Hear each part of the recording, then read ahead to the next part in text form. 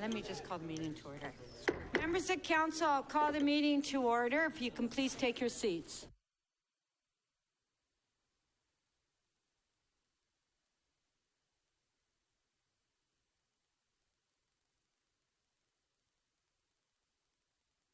Members of council, before we return to the mayor's first key item, item EX 25.1, are there any release of member holds?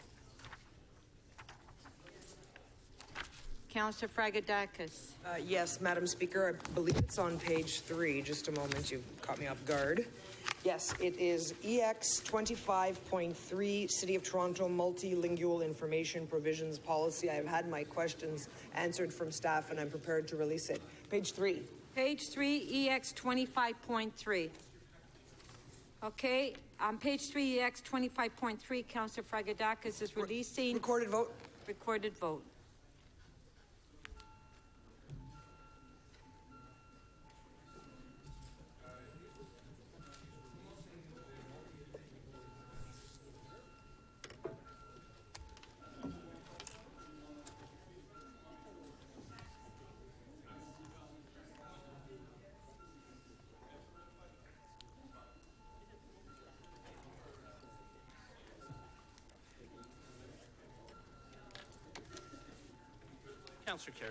Councillor Karygiannis, your vote, please. Deputy Mayor Minnan-Wong, please. Members, we are late opening the panel, so please make sure your button's lit up.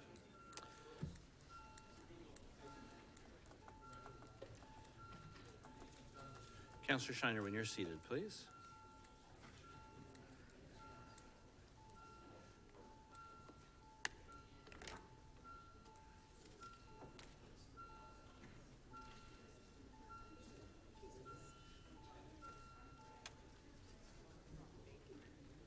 The item carries unanimously, 31 in favor. Thank you. Councillor Holyday. Yes. Thank you, Speaker. Page 7, PG 20.1, technical amendments to bylaw 569-2013. I may release that. I got my questions answered. Okay, on page 7, PG 20.1, Councillor Holyday is releasing. On favor, recorded vote.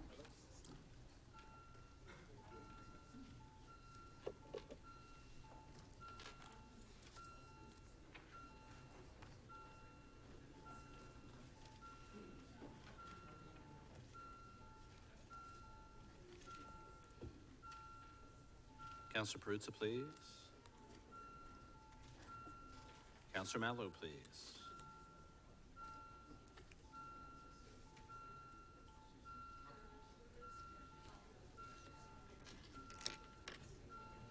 And Councillor Davis, when you're seated, please. Councillor Mammoliti, when you're seated, please.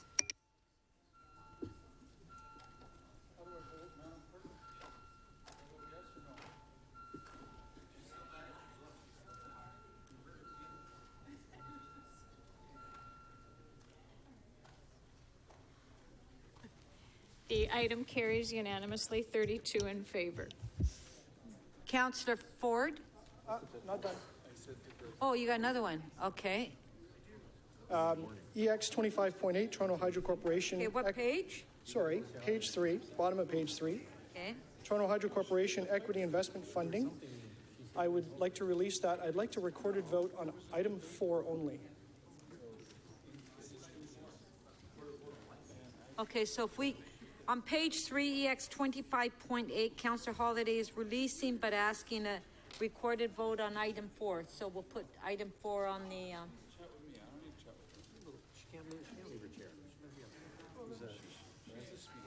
recorded vote.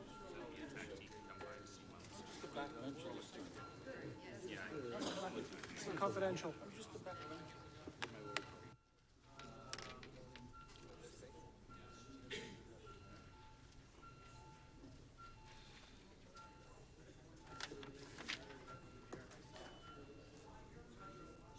Councillor Layton, please.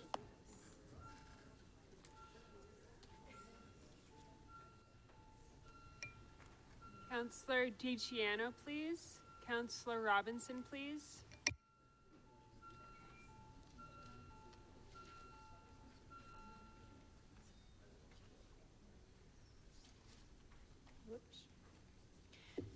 Part 4 of the motion carries 30-3.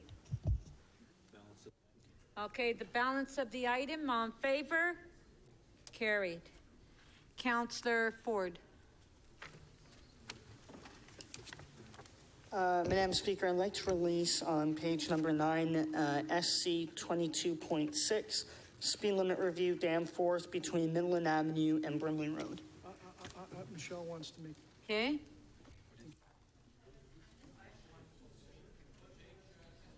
Okay, you'll continue holding it? Okay. Counselor Robinson. Yeah, Madam Chair, I have two items I'd like to release. PW 21.3, page 7, Lawrence Park Environmental Assessment. Okay. PW 21.3? Yep, page 7. Okay. Oh, Counselor Davis has an interest, and Counselor Carroll. Okay, did you have another one, Counselor Robinson? I do indeed. The next one is on page 8. It is NY 22.2. And I'm actually deleting a recommendation. This is a refusal report of an unbelievable development proposal. The planning staff are very much against it. And I'm just going to pull, based on the conversations I've had with legal, I'm pulling item 2 out of the recommendations, which you see before you on the screen.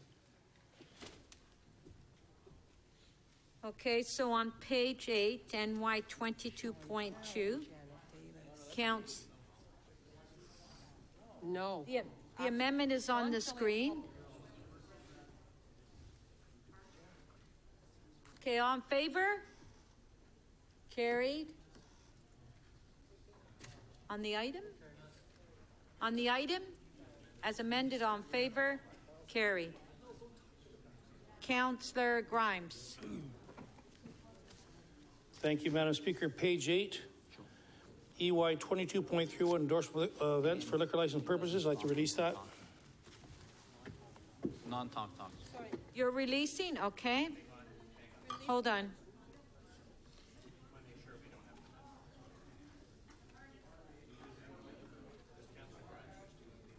Councillor Grimes, there's an amendment. Would you like to move the amendment? Someone put my name on it, but if there's an amendment, I'd be happy to move it. Yeah, you did hold it. I didn't intend to. Maybe someone put my name on it, but is there an amendment? There's an amendment. Is it ready? Which item are you on? Party clause. Okay, it's always held in the chair's name, I'm being told. So there's amendment up in Councillor Casanti or Councillor Ford's ward, I believe. I'll move it. It's on the screen there. Okay, so on page 8, EY 22.31, there's an amendment on the screen. On favor, recorded vote. Recorded vote.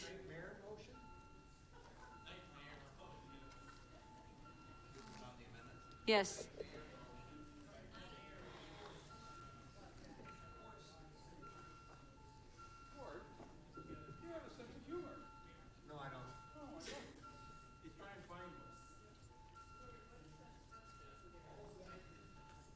Councillor Perruzza, please. Deputy Mayor, please.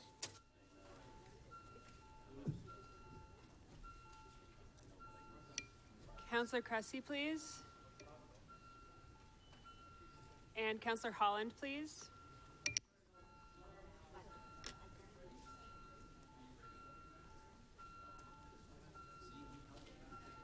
Councillor Holland, please.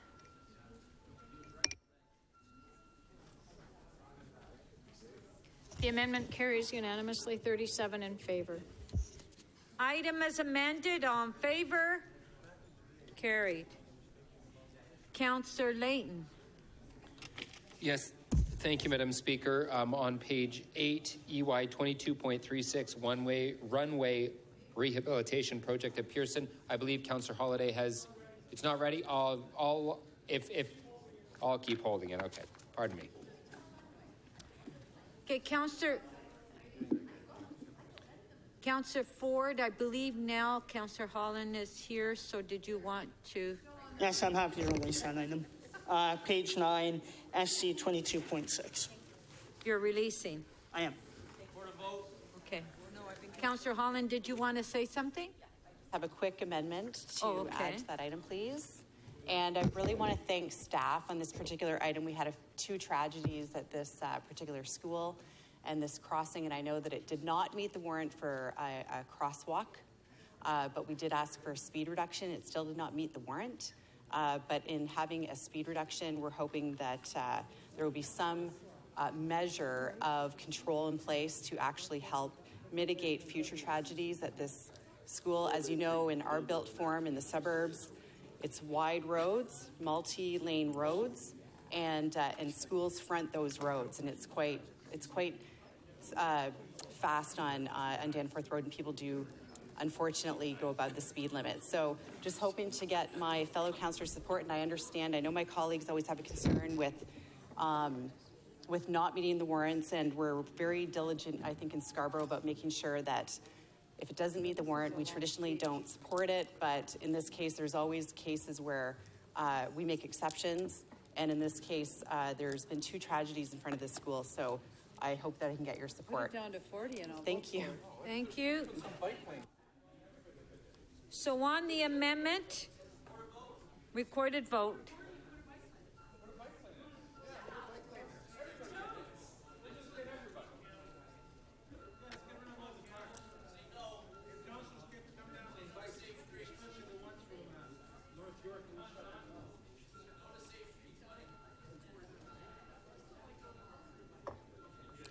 Councillor Perruzza, please. Councillor DiGiorgio. Councillor Shiner, your vote, please.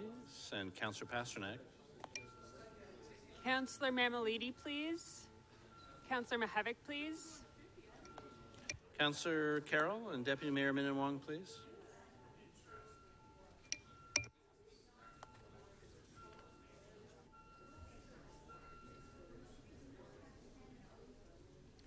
The amendment carries 37-1. Item as amended, all in favor? Carried. Okay, so we'll put the speakers list up on the screen. We'll go back to EX 25.1.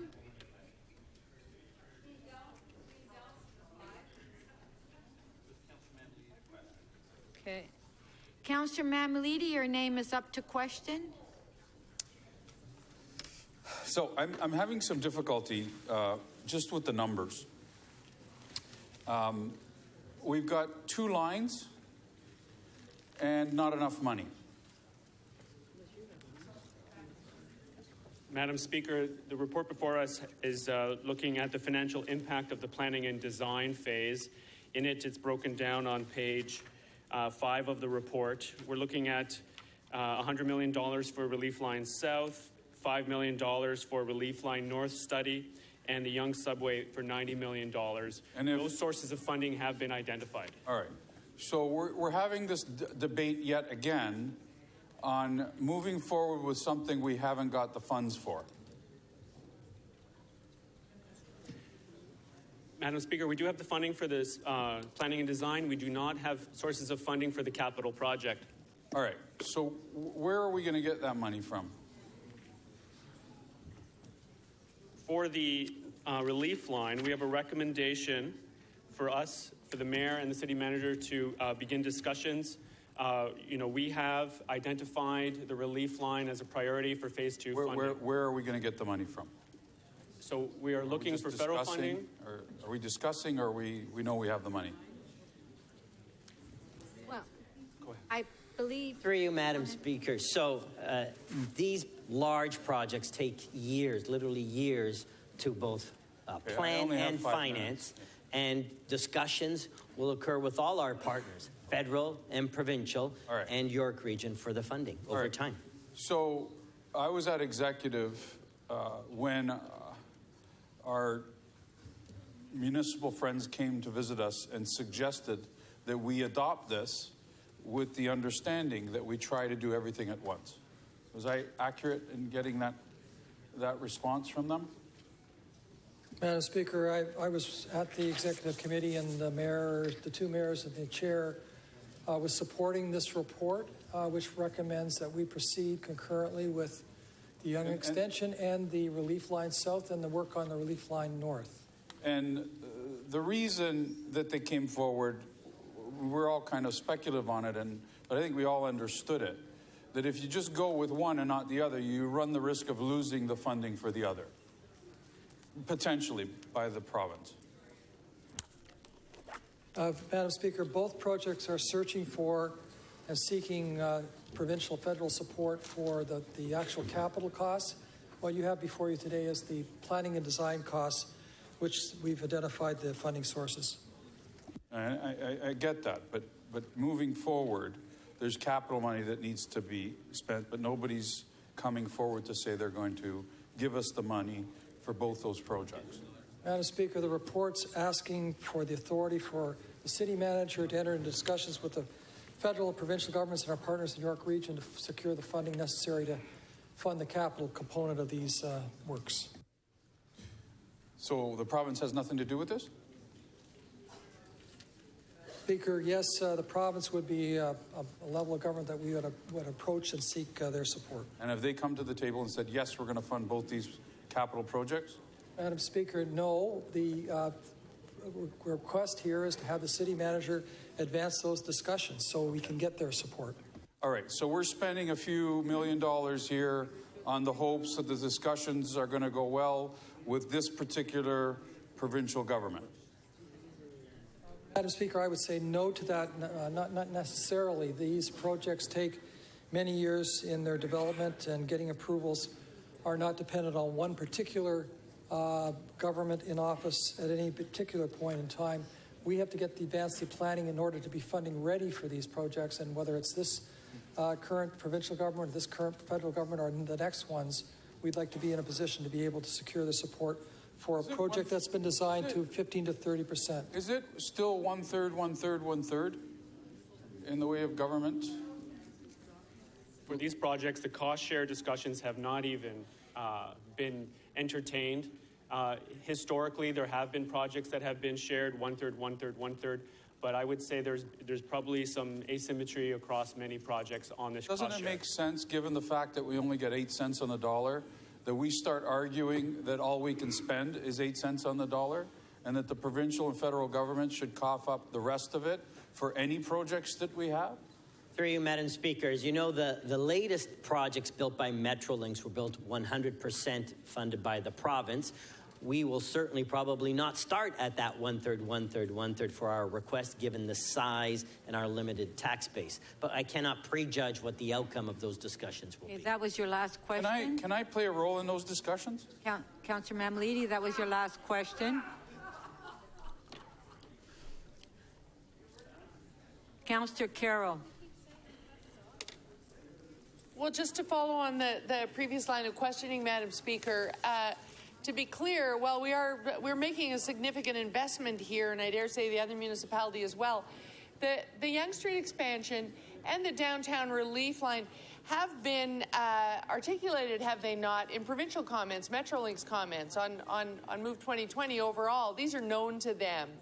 Madam Speaker, that's absolutely correct. We actually asked the province to include the relief line, and they did so in 2009, I believe, in the big move.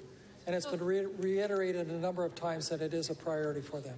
So you're not throwing money into something that the other orders of government have never mentioned. They, in fact, have these on their own radars. No, indeed. They're spending their money, too. Metrolinx is significantly contributing to this design work. So we're getting the design up front so that when we ask for funds and when we describe to them what their partnership would mean, we won't be talking out of our hats. We'll be further along. Have we ever had a situation where it was the reverse, where we had a large commitment of funds from the feds, a commitment of funds from the province, and then everybody agreed to align, and in fact, none of these studies had been done? Is that not the pattern we followed with the Scarborough subway? And is this not a better way to go? I take it that was a rhetorical question. Yes. But this is a preferable way to design major subway expansions, is it not? It is, Madam Speaker. Thank you. Thank you. Councillor Cole. Thank you, Madam Speaker. Just a few questions. I think largely they'll probably go to TDC, but focused on the log jam around Young Bloor, that bottleneck there. Just to start, in terms of the here and now, what are we have we done or currently working on to address that issue?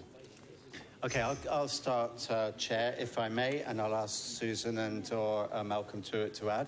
So in the very short term, we've improved the way that we manage Young and Bloor Station. We've got, as you know, the station control measures in, which I think are pretty effective now, effectively managing crowd control at the station. So that does help dwell times and keeps people safe and keeps people moving through the station. In the longer term, though, we've developed a plan to completely expand Young and Bloor Station, and I'll ask Malcolm to talk to that, or Susan, as you see fit. Malcolm.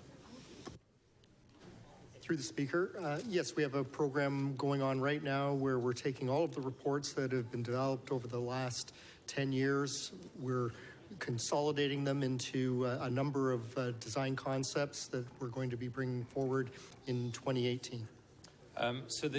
So while automatic train control, new trains, people on station platforms help, the more transformative piece is the expansion, revitalization of Young Bloor. That's correct, Chair. It is a single point of pressure for the Young line. Effectively, as you know, you've got two interchange points. You've got St. George, but the one that takes the brunt is Young and Bloor. And although we did some work a few years back to widen the platforms, and that certainly helped, the design is still not able to really cope with the predicted numbers in the future. We need to expand it. And could you give a rough sense of what percentage design that work would be at? 0% at the moment, Chair. And with 0% design, do we have even an estimated ballpark cost of what the Young Bloor improvements, expansion? $1 billion. Plus or minus 30%. Chair, usual caveat, $1 billion. So about $1 billion to retrofit, add capacity to Young Bloor to relieve that logjam. Do we have a capacity number of what that $1 billion would achieve for us in terms of adding or capacity on line 1? We do not have a figure at this time. We're still exploring options. That was a below-the-line amount in our capital budget to protect for funds, pending the development of a suitable solution. To what percentage design is the relief line at? The relief line south, I guess. Relief line south is at 0% design at the moment. We're still trying to get, at today's meeting, confirmation of the final alignment. So relief line south design is at 0%. Do we have an estimated cost on that? Councillor Cole, just a sec. There's an awful lot of noise. Please, members of council. Okay, go ahead, Councillor Cole. Thank you, Madam Speaker. My question was, with the relief line at 0% design, like Young Bloor is at 0%, do we have what's our current cost estimate for that? Our current cost estimate, which is premised on a 2031 opening date, which means it's been escalated to the midpoint of construction. Madam Speaker, I can't hear with this conversation happening here. Please, Councillor Matlow, Councillor Davis. 6.8 billion. Councillor Fillion. Councillor Fragadakis. Okay. Stop chirping. Through you, Madam Speaker, $6.8 billion. That is escalated to 2031, and it carries, it is still at a Class 5 estimate, so it carries a range of plus minus on that number. And what's our estimated capacity added through that $6.8 billion investment?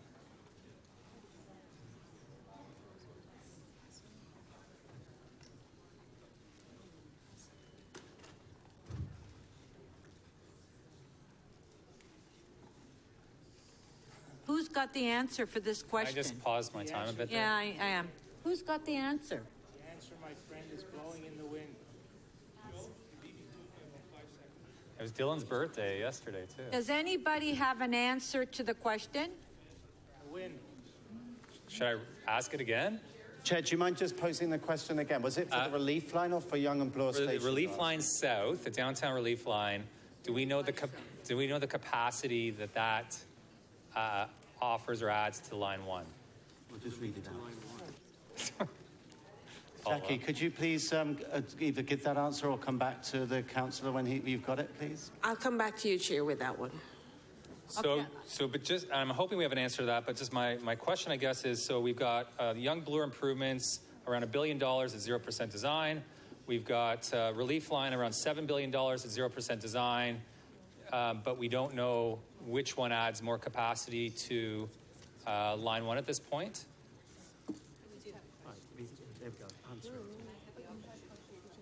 Yeah, read it out. That's it. Go for it. Okay, Chair, we've got it. Read it out. Thank you.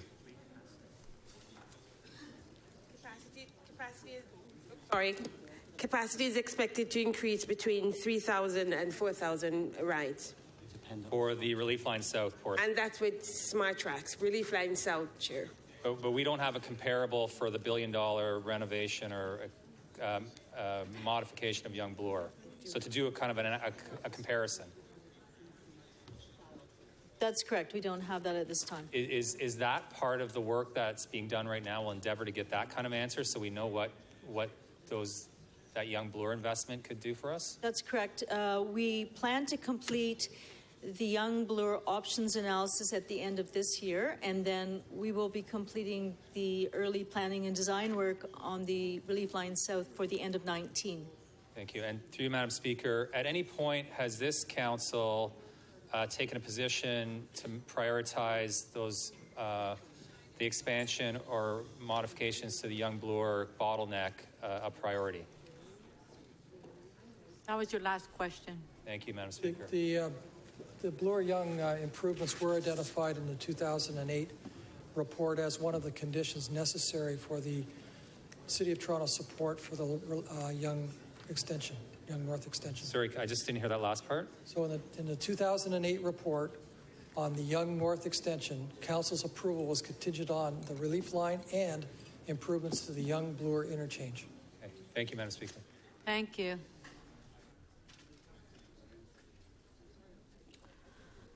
Okay, that's it for the questions. We'll now go to the speakers. Councillor Matlow. Madam Speaker, I have a motion to delete Executive Committee recommendations 9 through 12. In other words, let's focus on the fact-based key priority for our city, which is the relief line.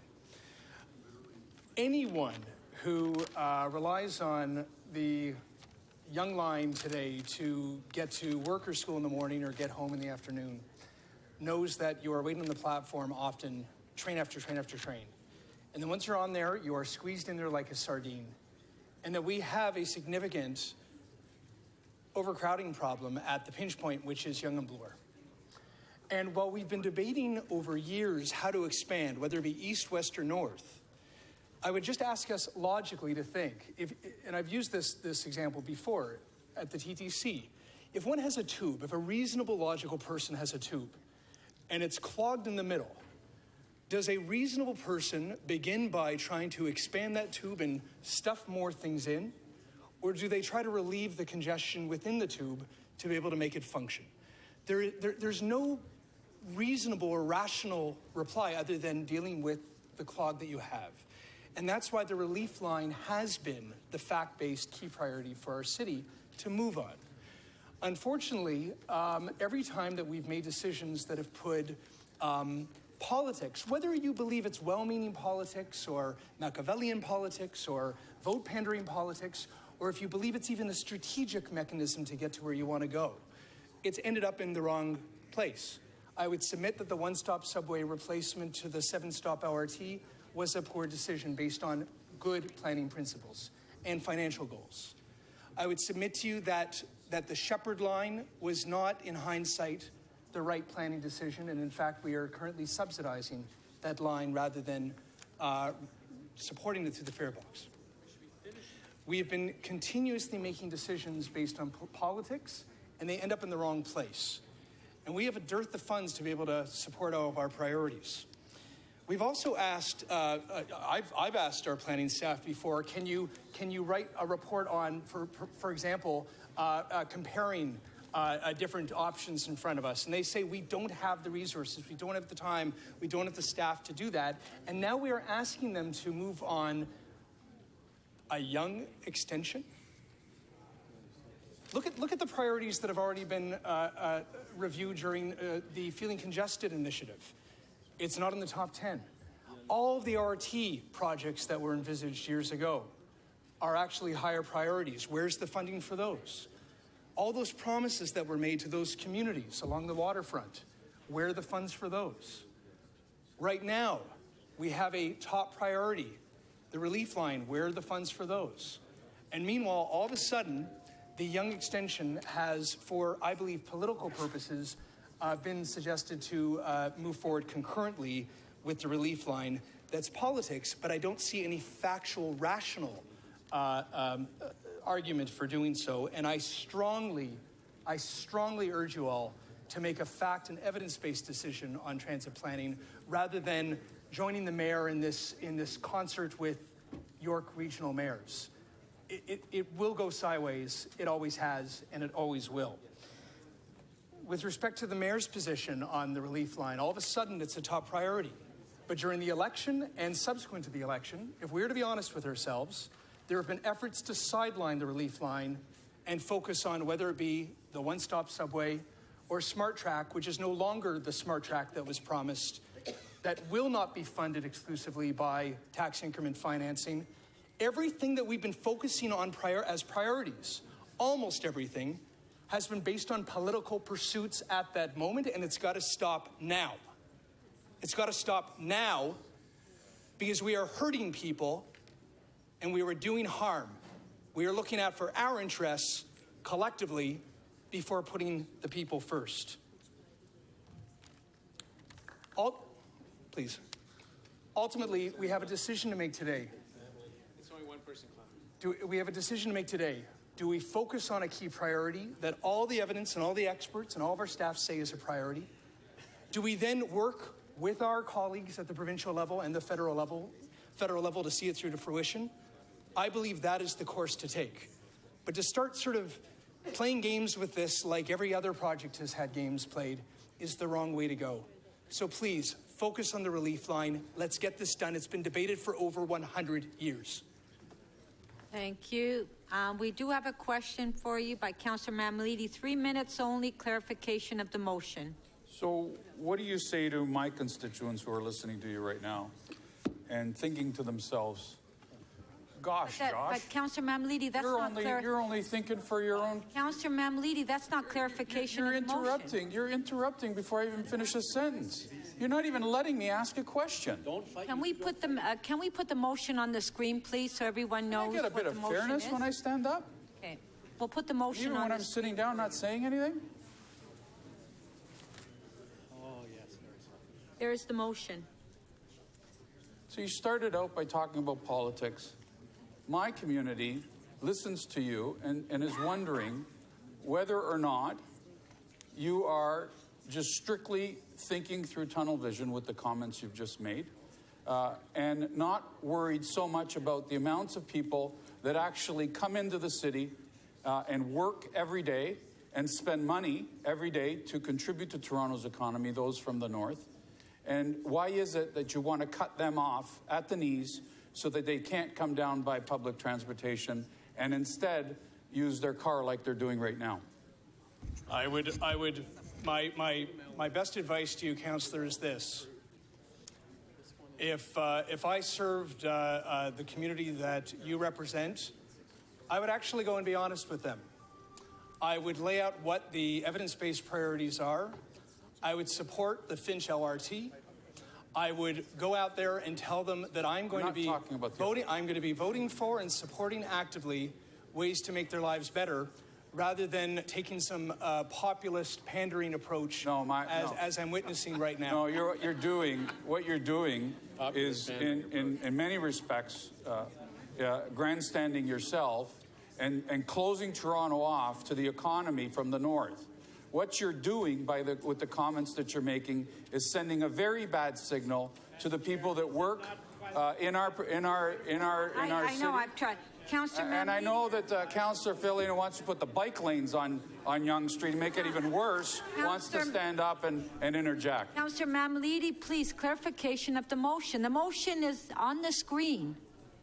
So those people that come down with their car I'm hearing this anyway, are being told, we don't really care how you get down here, whether it's your car or whether it's a friend or whatever it is that's bringing you down. That's not the right message, is it, Councillor Matlow? Is it the right message, Councillor Matlow, to send to the people that spend hundreds of millions of dollars towards Toronto's economy? I'd be happy to Councillor Mammoliti, please ask a question to the clarification. So, Madam Speaker, time's up.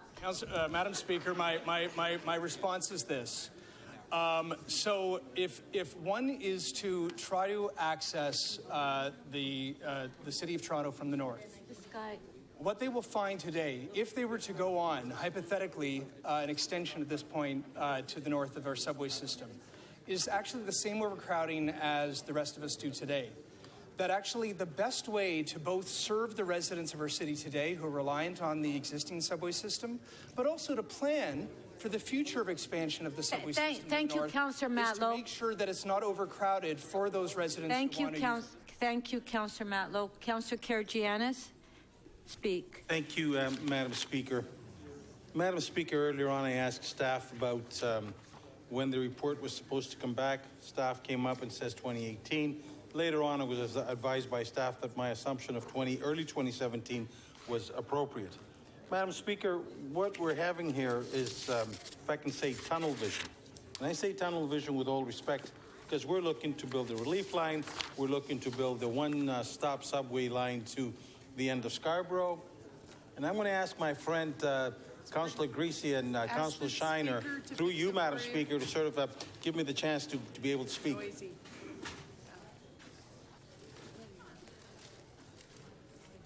You know, due respect is needed, and if you don't want to, take the conversation outside. That's all I'm going to ask for. But, Madam Speaker, I'm having difficulty understanding why we're looking to build the one-stop subway in Scarborough. I supported that because it was going to be part of Scarborough. I'm having difficulty regarding the possibility of building a relief line from Pape subway station to downtown. Well, we're not looking at relief lines along Shepherd from Yonge Street to Allen Downsview. I got a letter here that they wrote to Councillor Pasternak on February 5th, and it says, Councillor Pasternak asked at that time, has environmental assessment ever been conducted for this initiative, and could it be used in today's legislative environment? The answer was, no environmental assessment has been undertaken pertaining to a westerly extension of Line 4 Shepherd Subway. And I would say to you, Madam Speaker, although we asked staff last year to take a look at doing a study along Shepherd Subway, probably that study has not even been begun. From the answer that I got this morning, I will assume so. And if I'm wrong, I'm apologize. But if study has been done and has started, I'd like to see where it's going. And I don't understand why we don't look, and we have tunnel vision about looking at an extension of Shepherd Subway east from Don Mills to McCowan and even farther out. The people of... Councillor, I'm just going to put your time on hold. Councillor Davis, please. Well, I'm sorry, but everyone is talking and it's hard to hear. Please. And to the staff as well. If I can ask the staff, please. Okay. Thank you, Madam Speaker. Madam Speaker, I don't think the people north of the 401 in Scarborough and in North York deserve anything less. As the people along the Danforth line, the Brewer line, and the line coming along the relief line, I think the people of Scarborough deserve just as much attention, just as much TLC, tender love and care, and attention to it. And for us not to even speak about the line, that's where infuriates me, infuriates my constituents, and I'm sure infuriates the rest of the four wards that are north of 4.5 wards that are north of the 401. Those people pay taxes just as equally as everybody else, and they're not going to be getting anything in response. Not only they're not going to be getting anything in response, but I don't think the item that we approved in council here has been given any consideration or any thought. If I'm incorrect, please show me, and then I'll just say thank you very much and I apologize. But if I am correct, and the staff has not even started to look at this, when staff were instructed by council, and every time I've been told by staff, council is supreme. Well, if we have started looking about the Scarborough Shepherd subway, it's time that we put this on the table and tell people out in Scarborough North, forget it, you're not going to get the subway, versus putting it in a mellow term. Because people are looking at us and looking at us and looking at us, and they're saying, where is the subway line? Where is our relief line? Why do we have to spend 1 hour and 45 minutes? Folks, 1 hour and 45 minutes. I started at 8 o'clock, and I got here at 9:45 to come from my home and residence to downtown to work. Why do those people deserve something less than everybody else? Why are we talking about people in the downtown core and we're going to build you a relief line? Fantastic. They deserve a relief line. Does that mean because we're going to build a relief line downtown, does that mean that the people of Scarborough Agincourt, the people of Scarborough Rouge River deserve anything less? Does that mean that Norm Kelly's ward, my ward, Chinley's ward, and Nathan Shan's ward deserve anything less? Why is the Shepherd subway not on track? Why are we even staff saying, well, we thought it was 2018? I bet you dollars to donuts no work has been done. And I bet you dollars to donuts no instructions were given to staff to do some work. Probably it's going to be shelved somewhere, it's going to be put at the top of the shelf or at the bottom of the shelf, and the people north of the 401 are going to get just forgotten again.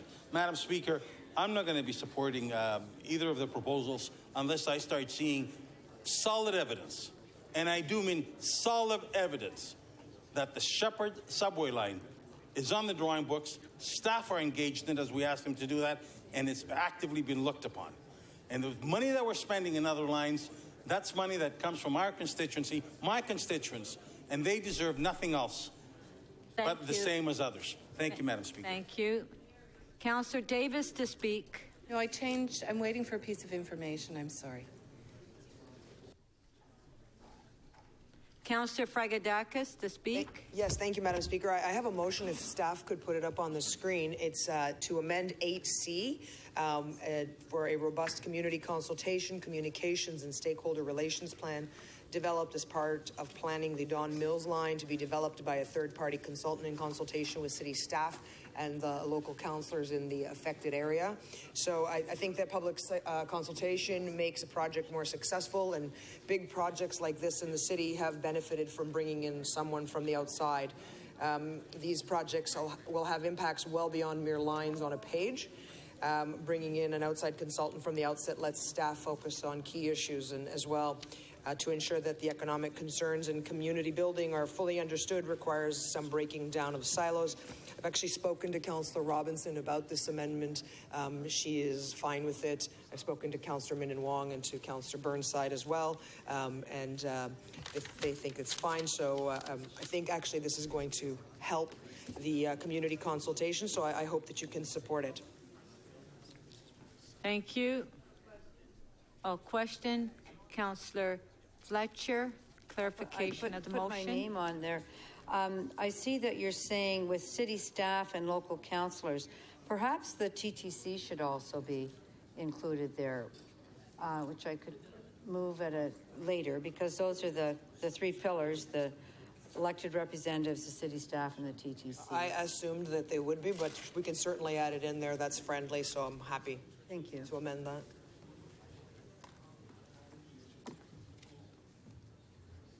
Is that it? I guess, yeah. Thank you. Councillor Mihevc to speak. Thank you. Is it okay if I speak from here? No.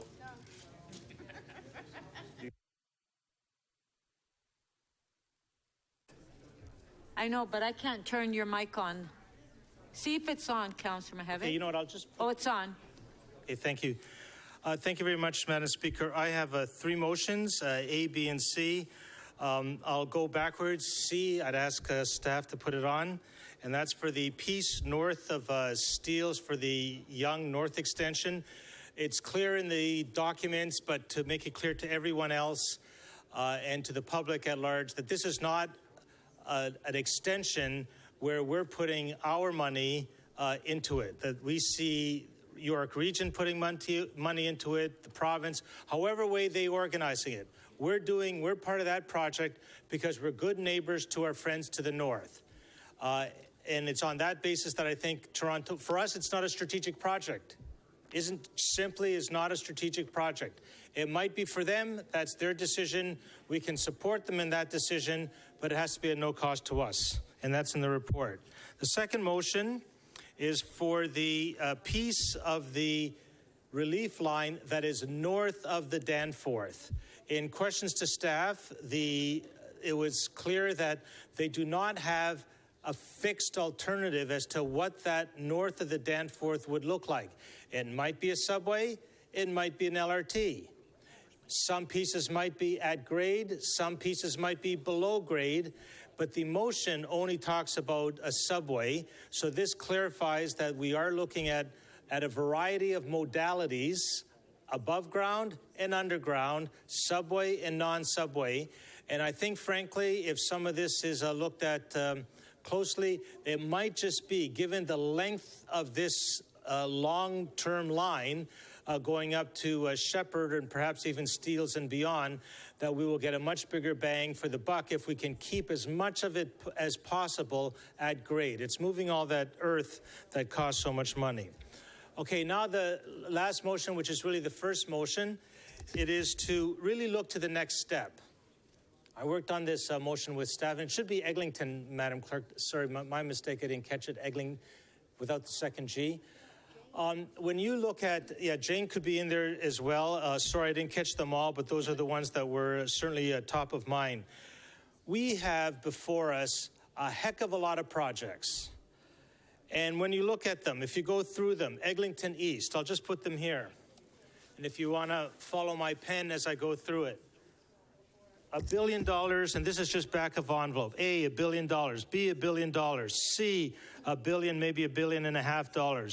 D, to cover the stuff that's happening in Councillor Grimes and Councillor DiCiano's ward, another $1 billion. Relief line, $7 billion. Shepherd East LRT, $1 billion, $1.5 billion.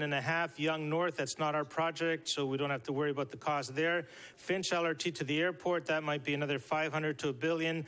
Bus fleet and service expansion, $500 million. Yonge Bloor interchange, $1 billion. Platform edge doors could be $500 million to $1 billion. Automatic train control could be $1 billion. RER, $500. Bloor Danforth extension to the east, $3.4 billion. When you add all this up, Madam Speaker, we are looking at over $20 billion.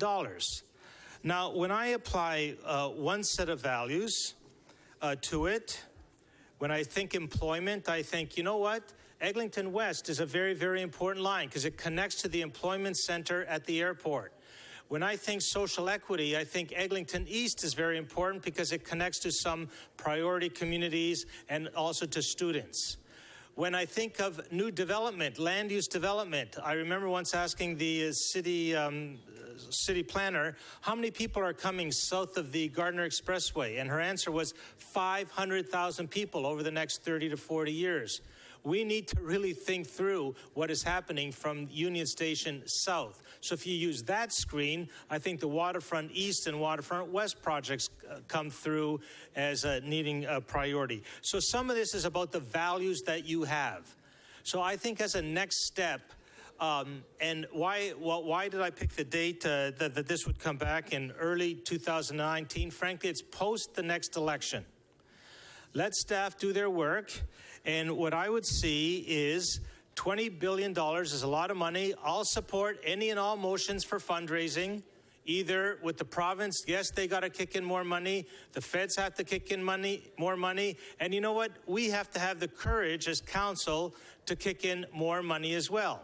And to date, I haven't seen that support. So my question to council is, if you want all this to happen, you'd better be prepared because we voted on all these things. If you could put this next piece on. Okay, Councillor Mihevik, your time is up. Can I just show this for 30 seconds, Madam Speaker? We do have questions for you. Okay. You can put the picture up. We have a number of questions for you. Great. Councillor Campbell. I spent a lot of time on that. Wait.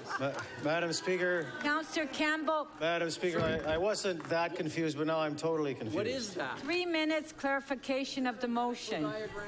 Is that a medical diagram? Thank you, Madam Speaker. Can we put his motion on the screen so the councillor could ask questions on the motion? It's the motion in regard to the funding of the the extension of the Young Line, where you say no money be committed. And in the report, staff states clearly that Metrolinx is providing funding for the current phase of work. Correct. However, your motion says no money should be expended when the report says no money will be expended. No city money. That's right.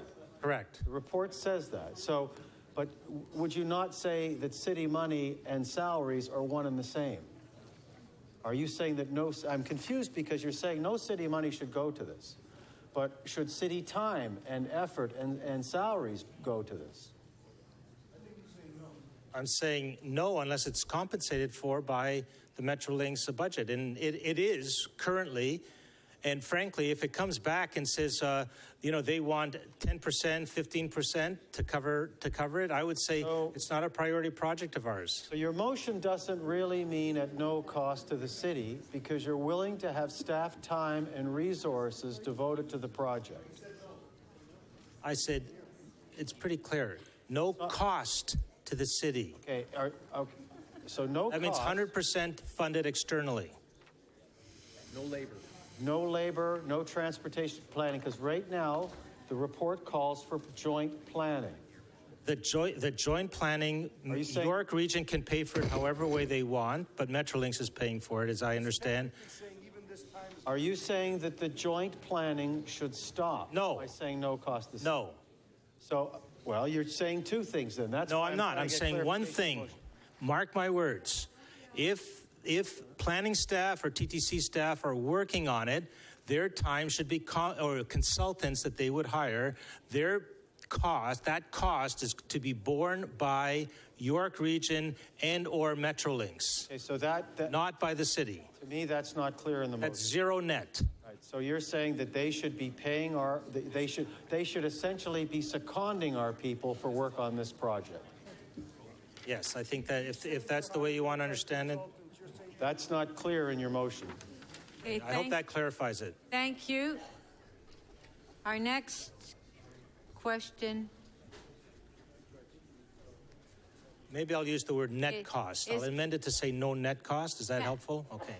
Okay, Councillor Pasternak has the Yeah, I must admit my questions were very similar to Councillor Campbell's, but when you say at no cost, are you calculating the fact that you are taking expertise who could be working on other projects and allocating them to another project, even though their full salaries and benefits are paid by a third party? We will lose that knowledge base for a period of time while they work on this project. How are you? I'm sure from my knowledge, most of it's being used outside consultants that the TTC is managing with York Region. But from our earlier, so it's a net cost, zero net cost. As I understand it, and it's in the report, it's $50 million has been allocated, or 55, I forget the exact number, has been allocated to the project. Zero is coming from the city, and we're affirming that and making that very clear up front that we as council support that direction, because it's not a priority project for us. So how do you propose that we are compensated for the loss of expertise who will be working on a out-of-municipality project for a long period of time, perhaps years? How do you calculate that cost? They will calculate that cost, and it will be to the project, and the project will be paid for by York Region and Metrolinx. This is not rocket science, well, Mr. Pasternak. They will not be on site here to work on City of Toronto projects. So that's a human resource issue. So they will, TTC and planning department and whoever else is hired will be, if they're seconded and they're moved out, then they will be replaced for the work that we need to happen on our projects. All right. Another question. In your list, I didn't see the Shepherd West project between Downfield No, that is and not, Shepherd. that is not and has never been on our strategic Are list. you aware that this council has recommended that as a Metrolinx Phase 2 project? Well, if you wish to see it in this, including but not limited to, that's fine. No, I'd just like to know, But I'm getting clarity on your motion. every It's time, obviously omitted, and this council has clearly stated No, it recommending that piece as a Metrolinx Phase 2 project. no, respectfully, I don't think that that is the case. Every time that I've been part of this council debate on what you're calling Shepherd West, which is between Yonge Street and I guess Downsview Station, the answer has always come up that it is not in the strategic interest for the next phase of projects to be funded for this council or for the province. Councillor Mihevc, if I printed off the motion and showed you the vote, would you change your view of it?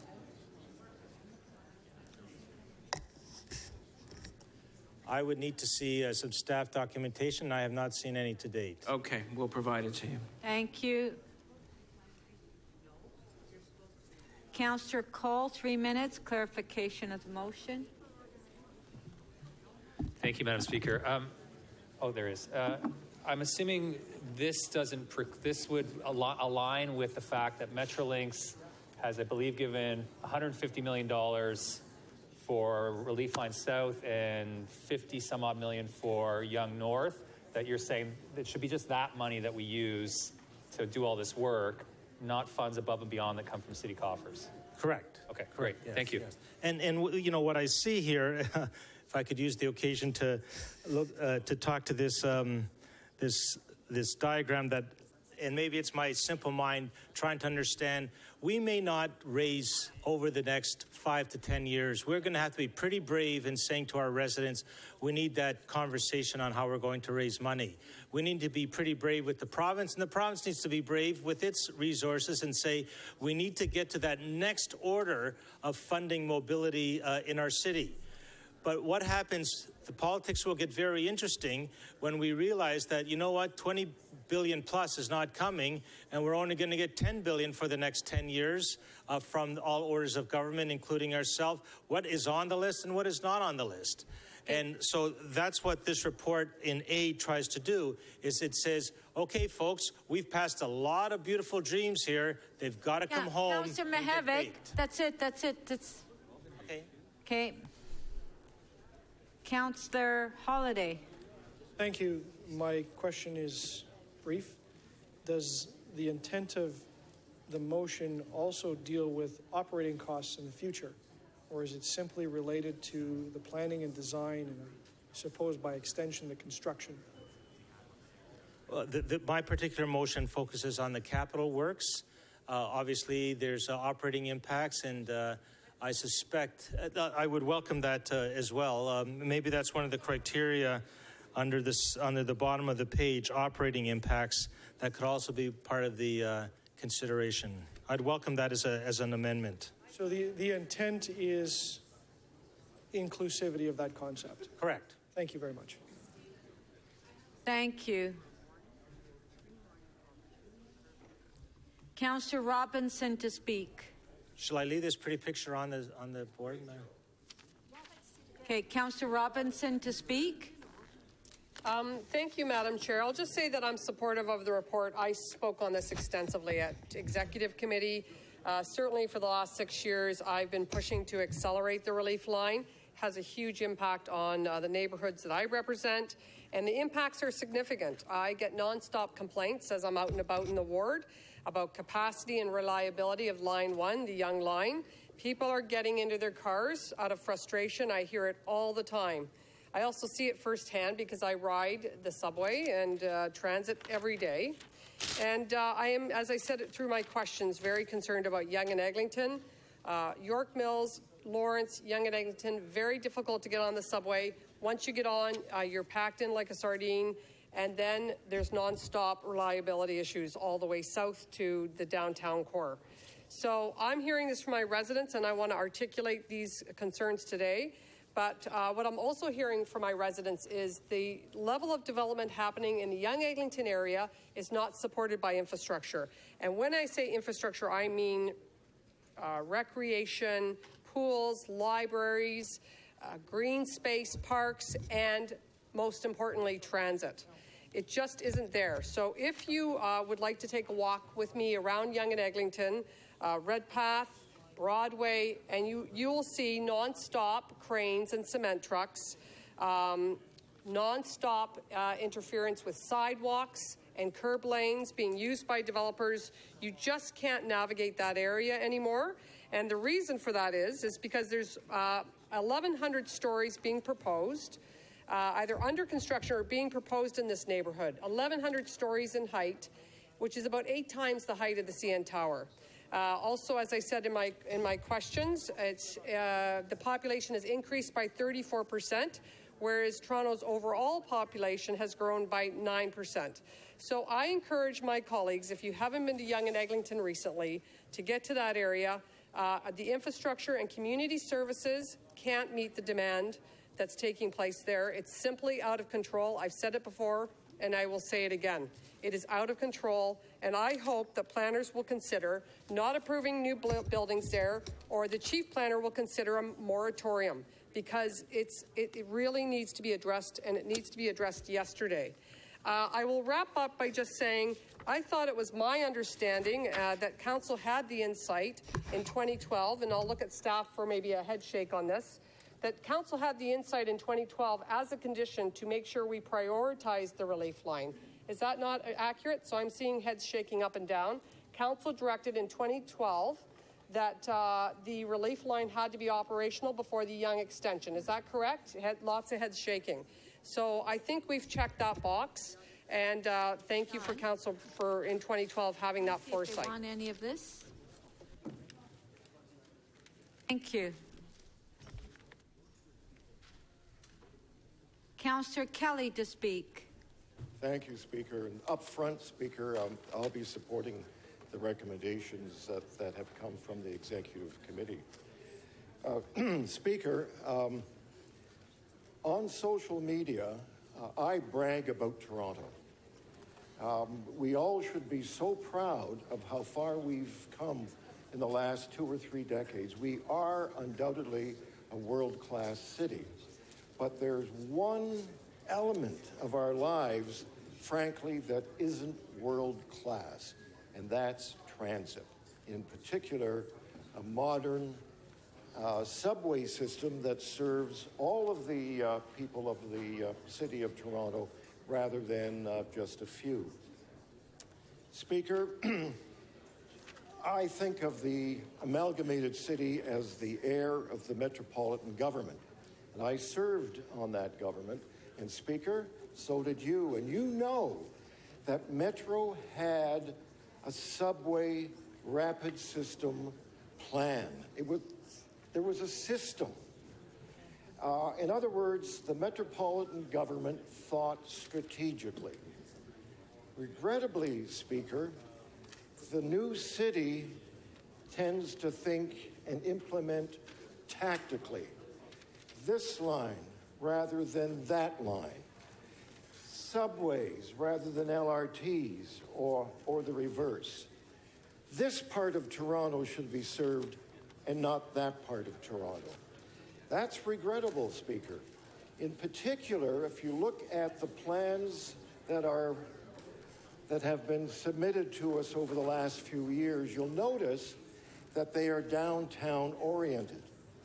There's nothing wrong with that, Speaker. They should be. We have an extraordinarily viable economic core to our city and to the GTA. But, Speaker, that focus detracts from the ability to go crosstown in this city, especially in the northern portion. It also ignores the regional centers that have been identified by the metropolitan government. The Scarborough Town Centre and the Etobicoke Town Centre. Now, I'm not that critical of the way in which we've approached transit in the new city. because, Speaker, we don't have the funding from the city itself and from our two other orders of government that would allow us to plan and implement strategically. And until we can do that, Speaker, we will in a jerky Frankenstein fashion, lurch our way forward into the future. And that's not good enough for this city, Speaker. It's not good enough for us to remain competitive against the other emerging strong cities of the world, especially in the Far East. I support the mayor's attempt to create an alliance with the mayors and chairs of the Greater Toronto Area.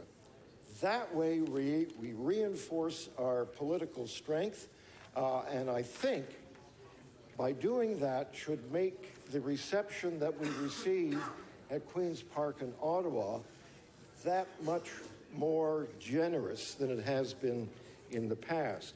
And Speaker, I would argue that if a GTA political alliance can't get the results that we all want and need, then, Speaker, I think that what we should do is what many American cities have done successfully in the past, and that is put this on the ballot, a referenda, not just for here, but for the GTA as well, so we can speak, Speaker, with one voice.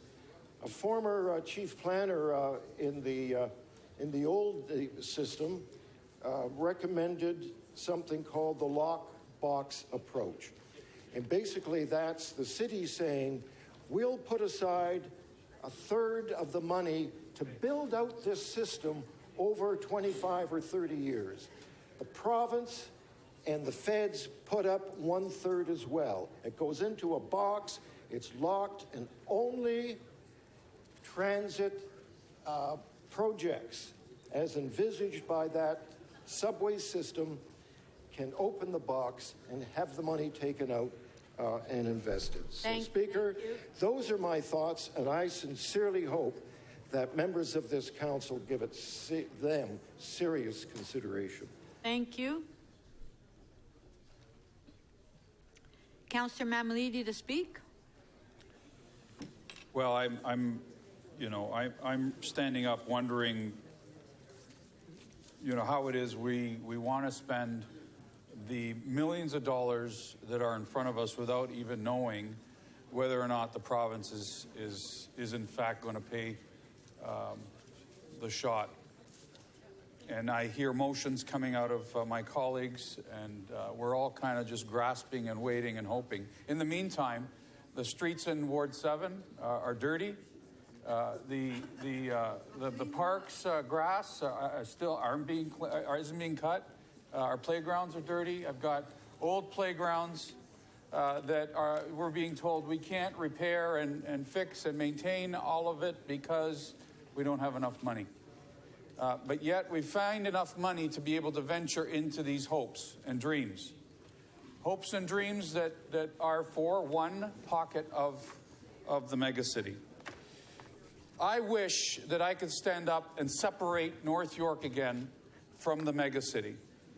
The megacity has done nothing to help North Yorkers, has done nothing for the North York taxpayers, and I think my voice would carry through Etobicoke and Scarborough as well.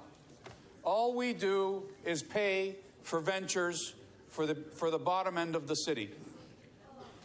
And I'm sick and tired of it. And instead of some agreeing with me, I get the speaker shutting me up every chance she gets when I stand up and try and make these points. And I'm sick and tired of that too. But I've got 5 minutes to spend on this issue, and I'm going to talk about how unfair all of this has been to the taxpayers in the suburbs. Every bit of it. From the time amalgamation was set up, all we've been doing is coughing up money to a bunch of whiners. Whiners that have never had enough. They've got subways running through their corridors. They want new subways and are getting them, and yet they're still whining.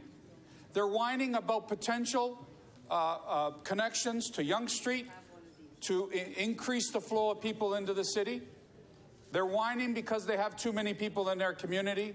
They're whining because the real estate is going too high in their community because there's so many people that want to live there. They're whining because they have too much. And those of us that don't have anything, yes, Councillor Kelly, some other Scarborough councillors, Etobicoke councillors, you point to 10 things that this megacity has done for any of us in the suburbs, and I'll shake your hand. So yeah, we're this big, wonderful city, Councillor Kelly, that we should all be proud of. But at the end of the day, you can tell by one drive of the car or one walk the difference between the downtown part of the city and the suburbs. And you know why that is? Because they took away our resources. We don't get cleaned. The vehicles that help maintain our neck of the woods has been cut probably by 2/3 and given to the downtown part of the city. And here we're getting the whining behind me. It's never enough. You want all the public housing money. You want all of the infrastructure money. You want everything that we don't have, and yet we have to listen to the whining and have to be told that we're not going to be able to get what we would like to see in our fair share of tax dollars that we contribute. So maybe one day we would be ready for a separation motion that breaks up this megacity because it's not working. But in the meantime, there are options. And the options that I see in front of us are not to accept what the province has to give to us. To not to sit back and say it's acceptable to be treated like this. And to do it not just with the mayor, but to do it with the rest of council, the rest of the city, the workers, the unions that represent us. All of us should be banding together and saying, you need to pay for all of it, Councillor Mihevc. All of it. On 8 cents on the dollar, we can't afford a 1/3, 1/3, 1/3 anymore. It's impossible. There's the only option that's in front of us right now. And instead of taking that option, we start pointing at each other, as I do, and say, this line doesn't belong here, it belongs somewhere else because this is the only money that we've got. At the end of the day, we don't even have enough votes in the suburbs to win at the end of the day. In fact, we've increased the amount of sitting members next term of office. We're not going to win any votes at all for anything, Madam Speaker. Councillor Mamleed, your time's up. Yeah, I know it is. I know. Councillor Pasternak. Yes, thank you, Madam Speaker. I rise to support the report that's before us. Although I have deep concerns about it, I must say that it is truly crucial that we move forward on these transit projects. The Finch Station was opened 43 years ago. We should have built up to Steeles long ago, and certainly this plan includes it. I am concerned about the downtown Relief Line route. Those people traveling west on the Bloor subway line trying to get to Yonge and Bloor, Dundas, College, Wellesley, Queen's Park, St. Patrick, and Museum will not get off at Peyton. They will stay on the subway and continue along. I'm also concerned that we're talking about a $6.8 billion downtown relief line when there is an option between Downsview Station and Yonge and Sheppard at about $2.5 billion, which will take the pressure from the southbound users of the Yonge line and move them across to the University line. People working at Queen's Park and the insurance companies and the hospitals, they will be the ones using the North York Relief Line and move across the city. Earlier, there was a little discussion about whether this council has ever made a statement on that piece between Downsview Station, or now it's the Sheppard West Station, and Yonge and Sheppard. And I should remind my colleagues, especially Councillor Mihevc, who denied there was ever such a motion. On May the 9th, 2013, at 6 p.m., the following motion carried through this House, that City Council request that the North York Relief Line, the unfinished subway construction between Sheppard Avenue and Allen Road and Yonge and Sheppard, be recognized as a substantive project priority for Phase 2 Metrolinx funding. It carried 24 to 19. This council has made a statement about that. At the same time, I worry when we're told to allocate vital expertise and crucial staff to a transit project that is not even in our municipality. The fact that the province or Metrolinx is saying that those costs will be covered mean that we don't have access to that expertise to work on other transit projects within Toronto's borders. In other words, even though they will be fully paid by a third party, that expertise will be lost to us. Certainly looking to the future, I think it was ironical that the leadership of York Region came to executive committee supporting this. It was all very nice, but these were the exact same political representatives who fought against road tolls as a viable way to fund transit expansion on a regional basis. When I asked them, how are we going to pay for all this, he said, well, we'll keep asking the provincial and federal government, a model that has not worked in the last 30 years. That's what the leadership of York came to tell us at executive committee. And I must say it was most disheartening because they're there when we're covering the bill, but when it's their turn to pay, I'm afraid we just don't see it. That being said, I should thank staff for their hard work on this initiative. There's a lot of work to do when it comes to ridership trends, how people get off the subway, when they get on the subway, and I look forward to follow-up reports that includes several options for taking relief off the Yonge line, and I thank staff for their work, and I thank this mayor for moving the transit agenda forward.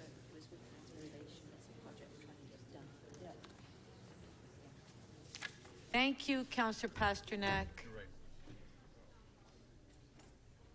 Councillor Shiner to speak.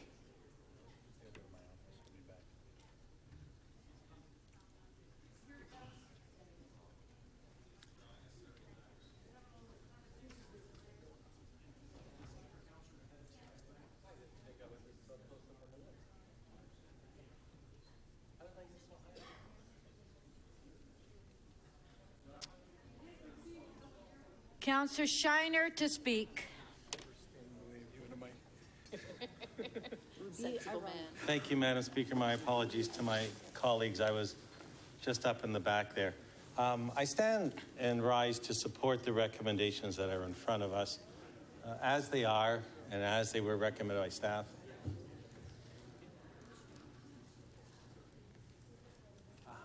The fact that the mayor was able to get our fellow elected representatives from the 905 to come down to the executive committee and to actually give their support for the recommendations in front of us and for the relief line was something that I haven't seen here in the city before and very much needed.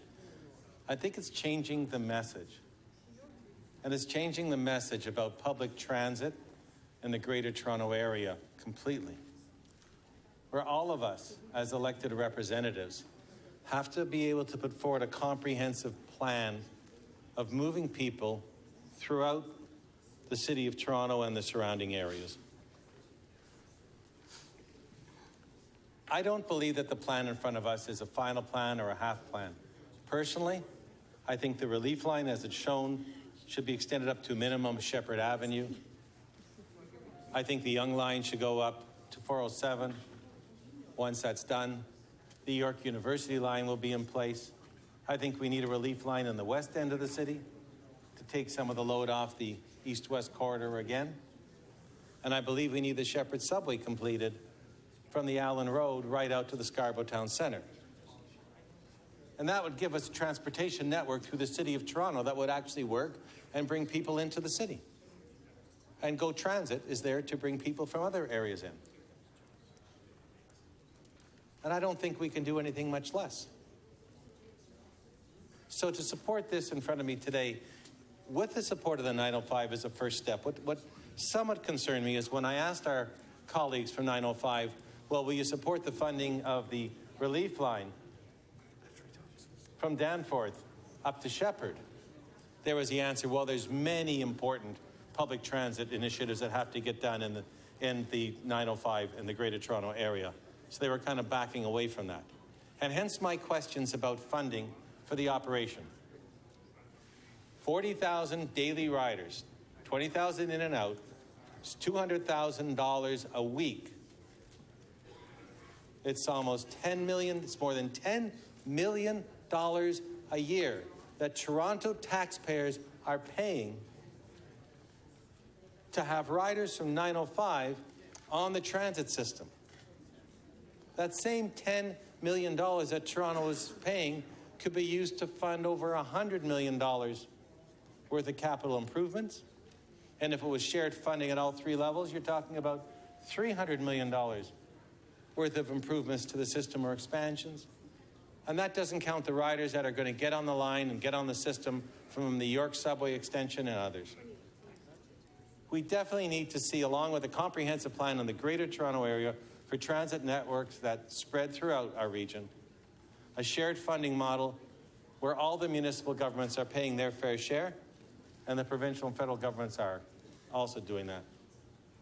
So with the issue that's in front of us with the relief line and the Yonge Street extension, I'm supportive of it, conditional upon being able to deal with the funding issues, the relief line to take some load off the Yonge line, and the proper expansions that are in place. But I don't know anything else we can do than move forward with what's in front of us now, because it at least moving forward part of the visions of the city. And I don't accept the fact of my colleague's comment, Councillor Matlow, about political decisions. That's what I was elected here for.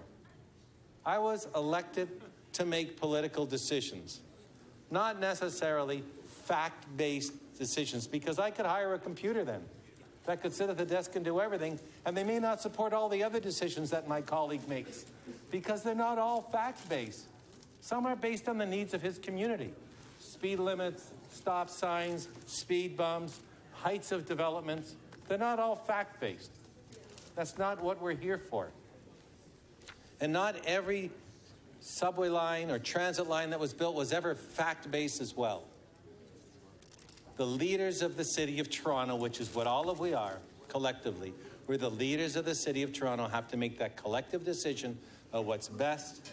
We're not perfect, but I'll tell you, we do a pretty good job of making this a pretty good city, and I'm supportive of this initiative to continue doing that. Thank you. Councillor Davis to speak.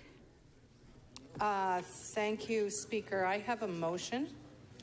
And that motion amends recommendation 9A so that it adds subject to satisfactory cost-sharing agreements with York Region and/or the Province of Ontario. And number 2 amends recommendation 11 so that it adds again in this clause operating, maintenance, and life cycle costs of the Yonge Subway Extension, report back to Council on the status of these negotiations with each decision gate report.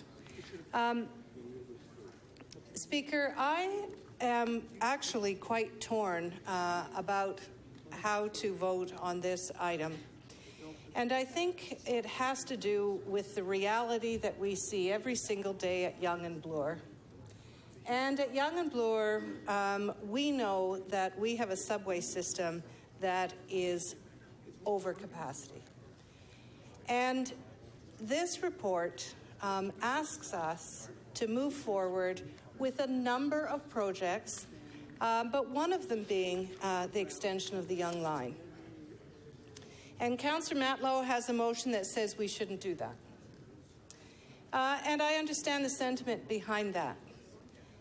Because of that very congestion and because of the fact that our number one priority is the relief line that is intended to take riders off the subway system and to provide a more reasonable service level at Yonge and Bloor. However, it concerns me that if we say no, we are not going to participate in the planning of the Yonge Subway Extension. And the York region goes ahead and goes ahead faster, then we will find ourselves in a position where we aren't ready to actually negotiate and to come to terms with or to come to an agreement about the terms and conditions on this extension.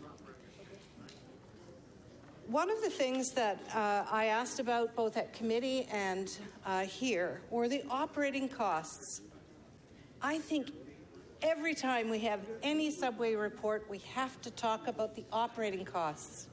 We have committed to pay the Eglinton Crosstown LRT 100% of the operating costs. That's $40 million. All of the LRTs, we've committed to pay the operating costs. We don't know what those operating costs will be.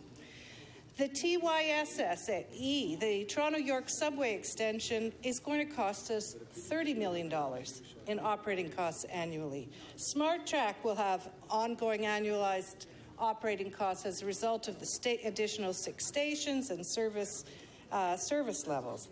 The Scarborough subway, we have no idea what the operating costs will be on the Scarborough subway extension. So here we are again today, and it feels very much like when we approved the Toronto-York Spadina subway extension.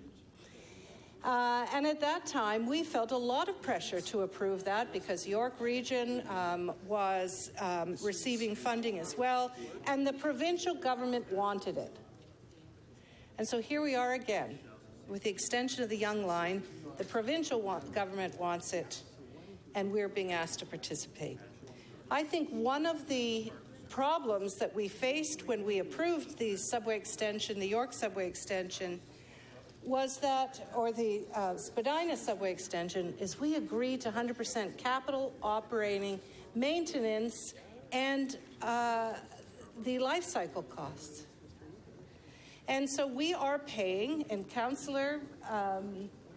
other councillors have said very clearly, we are subsidizing the costs of all of the York Region riders that go on the Spadina line. And if we don't get a better deal on this line, then we will be doing the same thing on the extension of the Yonge Line. And so that is the purpose of my motion. We cannot enter into another arrangement for the extension of the Yonge Line if there is not a commitment to pay the operating costs. So I don't know how we're going to run our system. We've made all of these commitments to advance all of these various lines. The relief line, the Yonge Line. Thank you, Councillor And Davis. we don't have an ongoing operating funding agreement with the provincial government. It's time for them to get real and to give us commitment on the operating costs of this regional system. Councillor Wong Tam.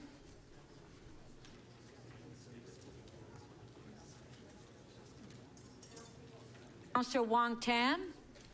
Right here, Madam Speaker. Thank you very much. I would like to move a motion, please.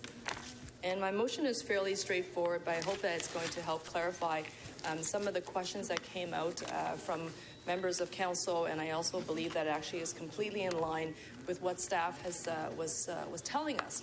And also just to convey to staff our ongoing thanks and gratitude for the phenomenal body of work that they have been working on over the past few years, trying to make sure that all the different transit priorities are going to be placed before us. We have asked much of them. We have certainly placed before them some very challenging files, some very challenging criterias, and every single time they've come back and said, this is what you've asked for, this is what we're going to deliver. So really what I want to do is just thank them one more time and do it in a public fashion, and to make sure that they are aware that Council is very grateful for their ongoing dedication, their hard work, and always the high level of professionalism that they deliver that work when they are asked of it. Thank you.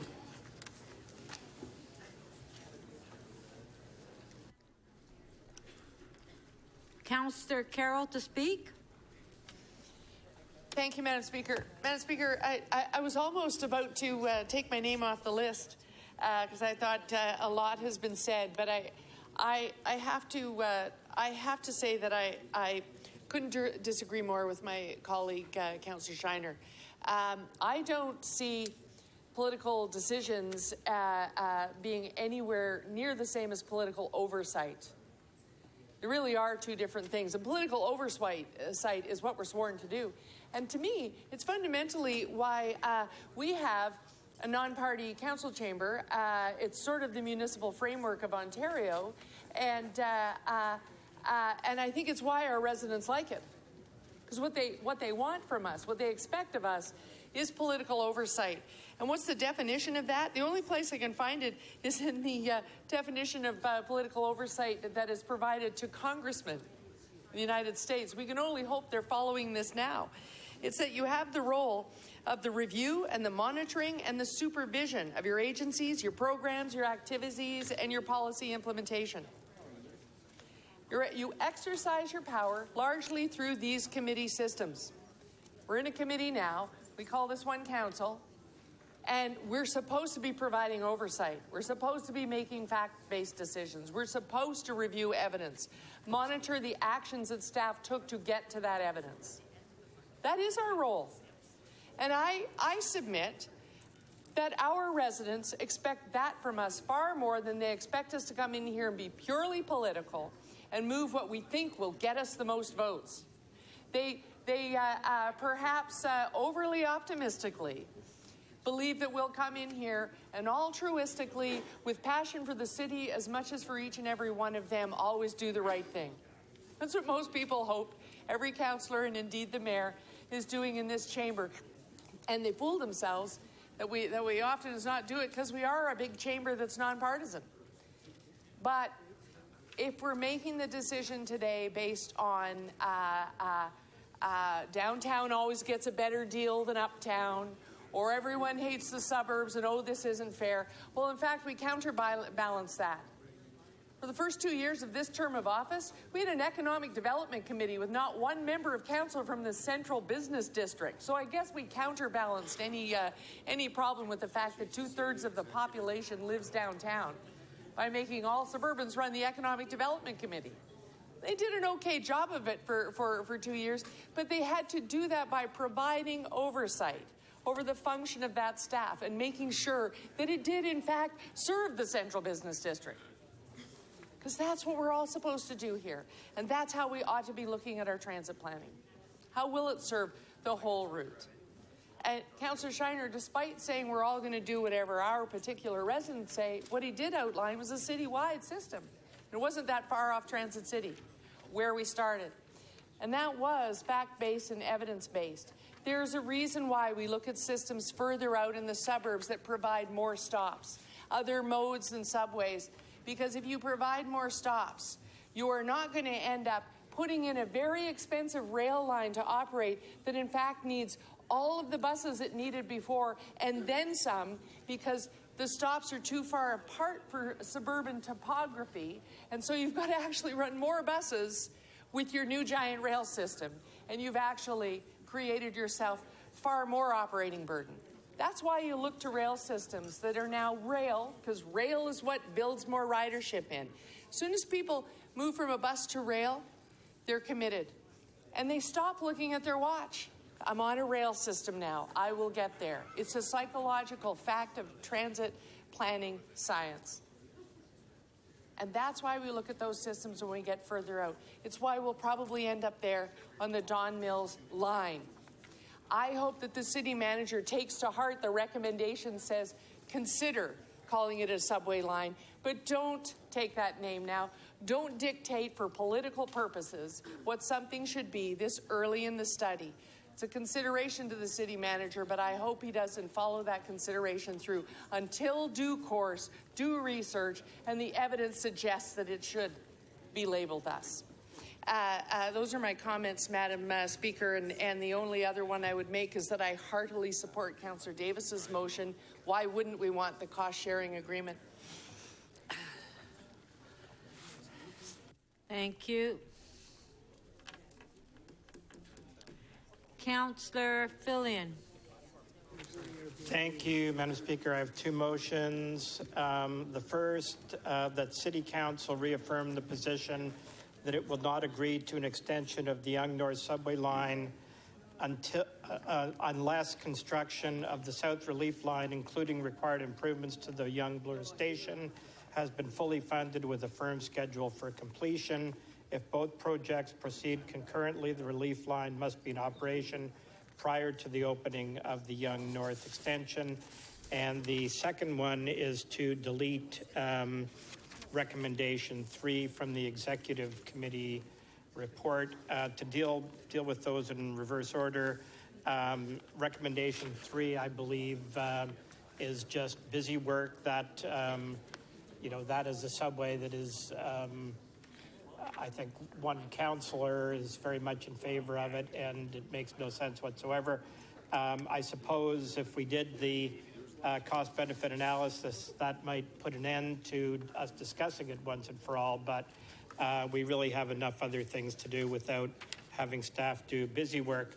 On the main motion, which is the timing, I certainly have no problem with extending the North Young line. I would much rather have people from the 905 area traveling under Yonge Street than on top of it. However, if that were to open prior to all the other work being done, it would be a disaster. Councillor Robinson talked about congestion further down the line at Yonge and Eglinton, Yonge and Lawrence. Councillor McConnell, please, hard to concentrate.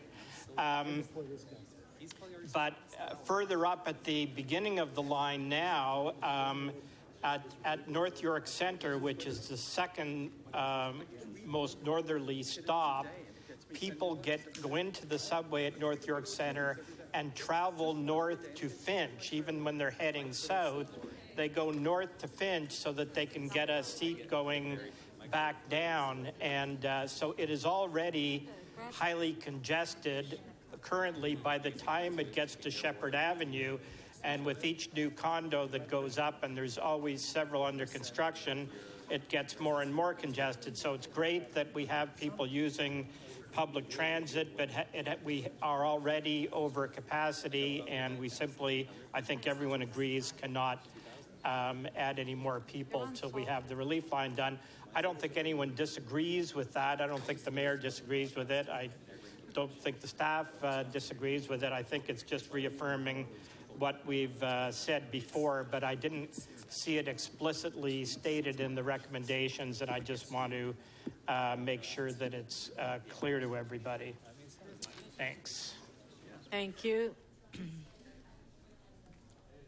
Councillor DeGiorgio to speak. Thank you, Madam Speaker. I do not have any motions, but I do ask members of council to support the recommendations of the Executive Committee as they appear. We sat there at that committee and we listened to the mayors further north come down and impress upon us the importance of working together. They saw these two lines, the relief line and the extension north on line 1, as being somewhat tied together, and we should actually approach upper levels of government with a view to trying to get both lines funded, first of all, because they're both high priority projects. And the message was that there's a much greater likelihood that, in fact, we would be successful if we tried to get financing over the next little while from upper levels of government, along with ourselves, to both lines. All right, Councillor Mammoliti, I notice is not here, but I wanted to give him a message that... He's over there. Oh, he's up there. The ship for amalgamation has sailed, Councillor Mammoliti. We're never going to get that one back. We talk about a balanced transportation system, but part of that balance is a pragmatic kind of recognition that, in fact, cars are also part of that balanced transportation system. We're not ever going to get rid of cars. It's just that simple. So that no matter what we do and we try to focus on improving our transit system, as we should not blindly think that we're going to have the bicycles replace the cars or whatever, or the cars are going to disappear. It's just not there, if you understand the Canadian economy at all. So a couple of things. We are moving away from the one-third financing mechanism that was in place for the longest time, and we're moving towards a 40-40-20 split, where I personally think that the 40% is for the city, 40% province, 20% the federal government. And we're slowly inching towards that formula. And what that means is that if you were to track where the money's actually coming from, the provincial government, it's not easy to identify, but we're getting a fair amount more money than we were in the past. All we need to remember, for those of us who were around here in 2005, 2000, when we had some huge financial difficulties on an annual basis, and we'd be crying cap in hand to the provincial government and getting somewhere in the neighborhood, and 600,000, 500, sorry, million, not 600,000, 600 million, 800 million a year coming to us. Now, all that money has sort of been transformed in another way, and we're still getting that kind of money, if not more. But we're not recognizing that we're actually getting it from the upper levels of government. So where am I going to go with this? I guess let me finish off by saying that other levels of government have financial pressures. And where they find their money to give to us is they go through debt. Absolutely, their accumulative debt goes up annually. Not ours, though. Ours is relatively stable. So when we get all sorts of money from the federal government or all sorts of money from the provincial government, it doesn't come from their operating budget, nor does it come from they actually increase debt to help us out of.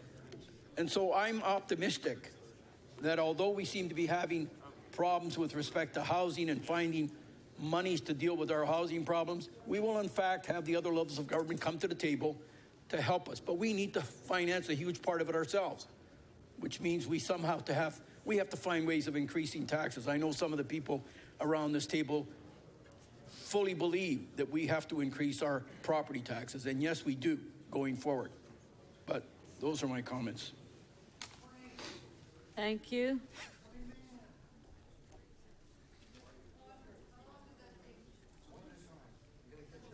Councillor Cole to speak. Thank you, Madam Speaker. I do have a motion, or it's two parts to a motion. One is confirming that the expansion of Young Bloor Interchange Station is a priority project for the city and a candidate for provincial and federal funding. The other speaks to reporting back on the status of that project to both the TTC and Executive Committee. The reason I start with this element is that for the better part of a day and probably 100 years, it sounds like, based on the length of the time that the relief line debate has gone on, we've identified that the looming challenge, the bottleneck, is Yonge and Bloor, is passing people through that station. And so our staff have told us, at a very rough estimate, that we could address that bottleneck for $1 billion. Big ticket, but one that we've never pushed, one we've never prioritized. At the same time, we've got potentially a $7 billion option of the relief line, which may provide other benefits too, that with this council has certainly thrown its weight behind. And so while I know that expanding an existing station is not good for newsletters or speeches, the fundamental issue right now is that whether we extend Yonge North or build the relief line or do all these things, we should probably do every one of these projects, this pinch point has to be addressed, and we've got to be more assertive and aggressive about addressing this issue, both at the TTC and City Council, and I think making this statement begins to go a long way in addressing that.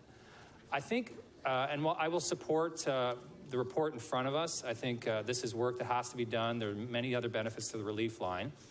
I do think we have to start being a little more honest, though, of what the benefits for the Relief Line South are. For the person in Councillor Carmichael Greb, Matlow's, Robinson, Shiner, Fillion's ward, who are left waiting at Lawrence or York Mills or Shepherd or Eglinton, can't get on that train going south in the morning, Relief Line South, that we're talking about today and debating and hoping to get funding for, does not allow you to get on that train.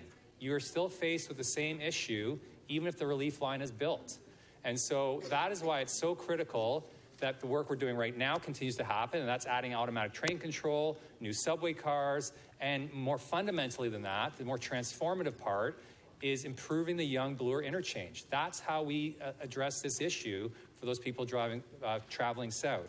Because right now, what we passed today will not let that person get on at Lawrence Station any sooner than they are now, even with the Relief Line South fully built out. And so I think we have to be a bit more genuine and honest about what those benefits are. And ultimately, what the benefit is that you have to start somewhere. And so this is where the highest ridership would be. This is where you would start. And whether it's light rail north of Pape to Shepherd, whether it's subway, and obviously our staff are going to report back on that. Without the relief line as the starting spur of this, you can't build on it. You can't expand that network. And so that has to happen. It has to be built. But we can't forget what the less sexy, but I would argue equally important project is around fixing some of our current infrastructure, notably the point at Yonge and Bloor, where we just have to be able to get more people through. And so we don't do that. These mega projects will take a long time, even with full alignment between all levels of government, even with big novelty checks being presented to us, which I'm sure they will be at some point. We have to do this work, and really it should be done as we sometimes say, well, don't expand Yonge North unless you do the relief line. I would add that really the third leg of this stool is doing this work at Yonge Bloor to add that capacity so that residents and constituents and riders in Councillor Matlow and Carmichael Greb and Robinson's ward actually can get on that train and don't have to wait for 3 trains, and know that what we passed today, while it's a first good step, is only one small step to make sure that we add the capacity that we need and avoid the looming crisis, really, as to when Line 1 is completely over capacity and people north of the Danforth can't travel on it despite adding the relief line south. Thank you, Madam Speaker. I think I have a question. Thank you. So Councillor Davis has a question for you. 3 minutes clarification of the motion. Thank you, Councillor Cole. Has the TTC considered this? Yes, so the TTC has begun work. Like the relief line, it's a 0% design. Right. Part of that, I think, is because this council has never really made it a priority, either funding-wise or even in kind of declarative statements of saying, get on with work and accelerate work on Yonge Bloor. But yes, work has been done, and what they're doing right now is amalgamating all those studies and bits of work that have been done to give it a bit more focus, but I think it's important for us to reinforce that. So I do understand the sentiment, but if you expand the station, you will have more people able to wait at the station, but if you don't have any additional capacity on the line, how will that do anything other than they've got, it stops the bottleneck up there, and you have another bottleneck, just bigger, down at Yonge and Bloor. So one of the greatest things that causes delays on any subway line, but especially on Line 1, is the time people take to get on and off subways. And because Yonge Bloor is so congested and almost, borderline at times not safe, then the dwell time of trains is much longer. Okay. So we can't get flow trains through, and with automatic train control coming, the whole point of automatic train control is that we can add trains can travel faster and get out of stations quicker. We can't do that if they're just bodies kind of in a chaotic mix trying to get on and off. And so by expanding that, it allows us to do that more effectively. Okay. But we do need to get more riders off the east-west line to avoid that. Yeah, and so the other obvious way to get people out of not having to pass through Yonge Bloor is avoiding it through the relief line. Right. I'm just a realist that costs $7 billion as a starting price tag, where this one might cost $1 billion. I think maybe this is more achievable in a shorter time period. Which raises the question about priorities again. The more we have proposals on the table and inadequate resources to pay for them. That's why I think could this result in the downtown relief line getting lower priority? That's certainly not the intention of this. I think they're companion pieces, and what we know, and Councillor Mahevik's moved a motion to that effect, but city planning and TTC and city staff are already doing the work that will have all these projects that we throw at them kind of incessantly in a priority report. Come back and prioritize them, because that's the real difficult question to answer. Right. Okay, thank you. Thank you. Councillor McConnell to speak. Thank you very much, Madam Speaker. I'm not quite so fussed about prioritization, and maybe that's because I've been here rather a long time. I'd like to go back, and you, Madam Speaker, were here, and a couple of other, Councillor Kelly and Councillor Shiner, probably Councillor Minnan-Wong, a few of us. were here when we were suddenly announced, when Mayor Lastman was here, that Queen's Park had decided that we were going to build the subway to Vaughan. It wasn't in any of our plans. It wasn't on any of our maps. It was not in any of our ideas.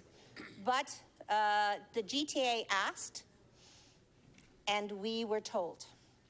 One of the things that I think is before us, and one of the things I've learned, is that when you're spending public money, you really need to have a plan before you spend it. In private industry, you just need the money, and then you can figure out what the plan is. But here, we need to have a plan that is shovel-ready. How many times have the federal government popped up with something that they said, we'd like you to submit, and by the way, we'd like it shovel-ready? It seems to me that what we didn't do between the Vaughan experience, which I remember Mayor Lastman railing against, and now, is we have not been putting together the plan of what is next for the next generation. We've missed a generation, as we know. So strategically, and that's sometimes how I think and how I've learned to think, I don't disagree that putting our horses together with the GTA mayors is a very smart move, because it avoids what might happen and probably will happen, which is when Queen's Park decides between Toronto and GTA, guess who always wins? GTA. We also know that it is not possible to put any more people onto the Yonge line until we have figured out the relief line. Just not possible. But we also know that it's terribly important, and the chair of the TDC has brought something else forward, and we would make arguments, and many of us have made arguments, that we need to have the waterfront reset in place and so on. You know, each one of these things is just a piece in a master plan. It seems to me that we should get on with building the master plan so that we know where we're going next time, because each one of these things has a challenge, and each one of these things has an advantage. And some will go ahead of others because we can lay down the tracks faster than we can dig holes, or because the federal government has decided to do this particular project, or because Queen's Park couldn't decide between the GTA and Toronto and has figured out a way to fund both of us. But one way or another, it seems to me that we have to get on with the planning, because that's the stage that we're on. And we're spending way too much time, in my view, figuring out how the next council or the council after that, or even the council after that, are going to be able to receive money either from the federal government or manna from heaven, or who knows how. But at least if we have a plan to hand over to them, which is something that I take some responsibility, we have never been able to hand over to this council. We should have a plan by now. We should have had a plan at the end of Mayor Lastman's term. We should have had a plan at the end of Mayor Miller's term. Mayor Miller did have a plan, actually, and as we know, it got shunted around and pushed around and who knows what, because it got politicized. But what we need to be able to do is not say this one is over that one, because in some cases, maybe it's development money, maybe who knows, things will come. And that's been my experience. Things will come. But when things come, we better have a shovel ready, because otherwise we'll be starting all over again. So to me, I'm not so worried. I agree with Councillor Fillion that the elephant in the room is to make sure that we don't put more people onto Yonge while we build out to York until we have the relief line. So I think that's a very good idea. I also agree that this list is a terrific list that Councillor Mihevc has put together. But I don't think that you can say that one should be done first and another one should be done second. My experience over all of these years is that things will come and we will be able to manage with all of these priorities. Thank but you. Let's get it all down in planning. Thank you. Thank you, Councillor McConnell. Councillor de Bearmaker to speak. Thank you, Madam Speaker. I will be supporting certainly the recommendations from the Executive Committee and a number of the motions. I will not be supporting the motion put forward by Councillor Matlow in terms of deleting Council authorizing and directing staff to move forward on the Yonge subway extension up into the 905 belt. I think it's a very serious mistake, as some of my colleagues have said, to look at this as a zero-sum game, where one councillor says, because it's good for my residents in one ward, I want to say this project should go forward. I like this subway, but I don't like that subway because this subway gets me reelected. This subway makes me look good. This subway helps my residents. Instead, we should cancel the subway that's to the north that will help other people get elected. We should do all of the above. I support the downtown relief line, and I'm supporting the recommendations in this report for a relief line at 0% built, designed, 0% designed, and in this report contains recommendations to increase the budget of the downtown relief line by $150 million. Nothing is too good for the downtown relief line and the good people of downtown Toronto, and I support that. If my downtown colleagues are telling me that Carlaw is better than PAPE, and to make that little minor adjustment on the line, it's going to take an investment of $150 million of government money, of taxpayer money, to do the system right and to serve their residents right, I support it 100%. We have to make sure that every corner of the city gets its fair share of transit. And I agree with my downtown colleagues when they complain to me. On one hand, sometimes they say, there's not enough people in Scarborough to build a subway, but the next day they tell me, my people can't get on the subway because there's too many Scarborough residents on the subway. And so at Pape and Donlands and Chester, my residents can't get on the subway. It's packed like sardines of Scarborough residents from the east end of the city. We actually want Scarborough residents to get off at Pape or Carlaw Station and take a downtown relief line. We want you Scarborough residents to get off the subway before you get to Yonge and Bloor, before you get to Chester, so that our downtown residents, with the great life that they have, can get on the subway. That is why I'm supporting the downtown relief line, because I think it's a good $7 billion investment. I believe the Yonge extension is a good many billion-dollar investment. I believe the Smart Track system is a very good investment. I believe the LRT systems, the Scarborough East, the East Bayfront, the Finch, they're all good investments. I support all of the expansions of our bus garages and our bus fleets because they help every single corner of the city. So those of you who want to play a zero-sum game and want to support this motion number 1 to say that this subway should move forward, but that one shouldn't because those people don't vote for me, are completely wrong. It's a zero-sum game. Something very important happened this last little while. At our executive committee, we had Mayor Frank Scarpitti, we had Mayor David Barrow, and York Regional Chair Wayne Emerson come to our chamber, to our City Hall, to ask for our help, to help their residents. For the first time, we had 905 belt mayors and very, very influential, well-respected people saying that they were going to help the city of Toronto, that we were going to be in this together. They didn't get money. We didn't get money. Why don't we work together and get both lines? I think to pick one line and not the other line is a mistake. I think that we do have to decide how to allocate the $4 to $5 billion that we know is on the table from the federal government. $4 to $5 billion on top of the construction that's going on the Eglinton Crosstown right now. That's in addition to the Union Airport Express. That's in addition to everything else that we're doing in the city. These are amazing things. This is actually a time of growth and expansion, but we are fighting like cats and dogs sometimes because there was a 20-year absence of investment. And now that the ball is getting rolling, some people will point to this project and say, that's the most important to me. The answer is we should all be working together to support Scarborough, to support Etobicoke, to support downtown, to support North York, and make this one city. It is about time we created one city south of Steeles Avenue. Thank you, Madam Chair. Thank you. Councillor Davis, when you spoke, nobody interrupted. Everybody was quiet when you spoke. Councillor Holliday to speak.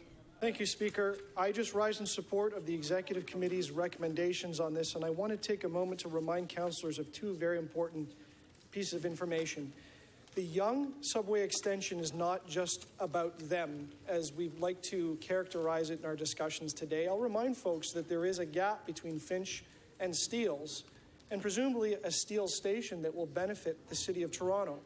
So it is important for us to be participants in this process and to make some sort of a contribution, even if that is planning at this stage. This subway line will ultimately benefit this city. So taking a motion here to stop doing work on that or to abandon that, I think, is a poor choice. The second important point, and I will look to the City of Toronto Act, is that it reminds us that councillors are not diplomats. And what I mean by that is it is not necessarily our role to deal with intergovernmental relations. That is the role of the head of council, and that is the role of city staff and the work that they do in dealing with other municipalities which are adjacent to us and other orders of government, which includes the province. And whatever work has been done to strategically align our goals and strategically approach funding shouldn't be undone on this council floor. We have enough tasks of councillors to stay focused on. We should be cognizant of those relationships, but we shouldn't be pretending to go and change them now at this stage in the game. That work has passed. These recommendations are before us, and I implore you to look at them very, very carefully and consider that you're playing with fire when you start to undermine them. Please notice the language in these motions and vote accordingly. Thank you. Thank you.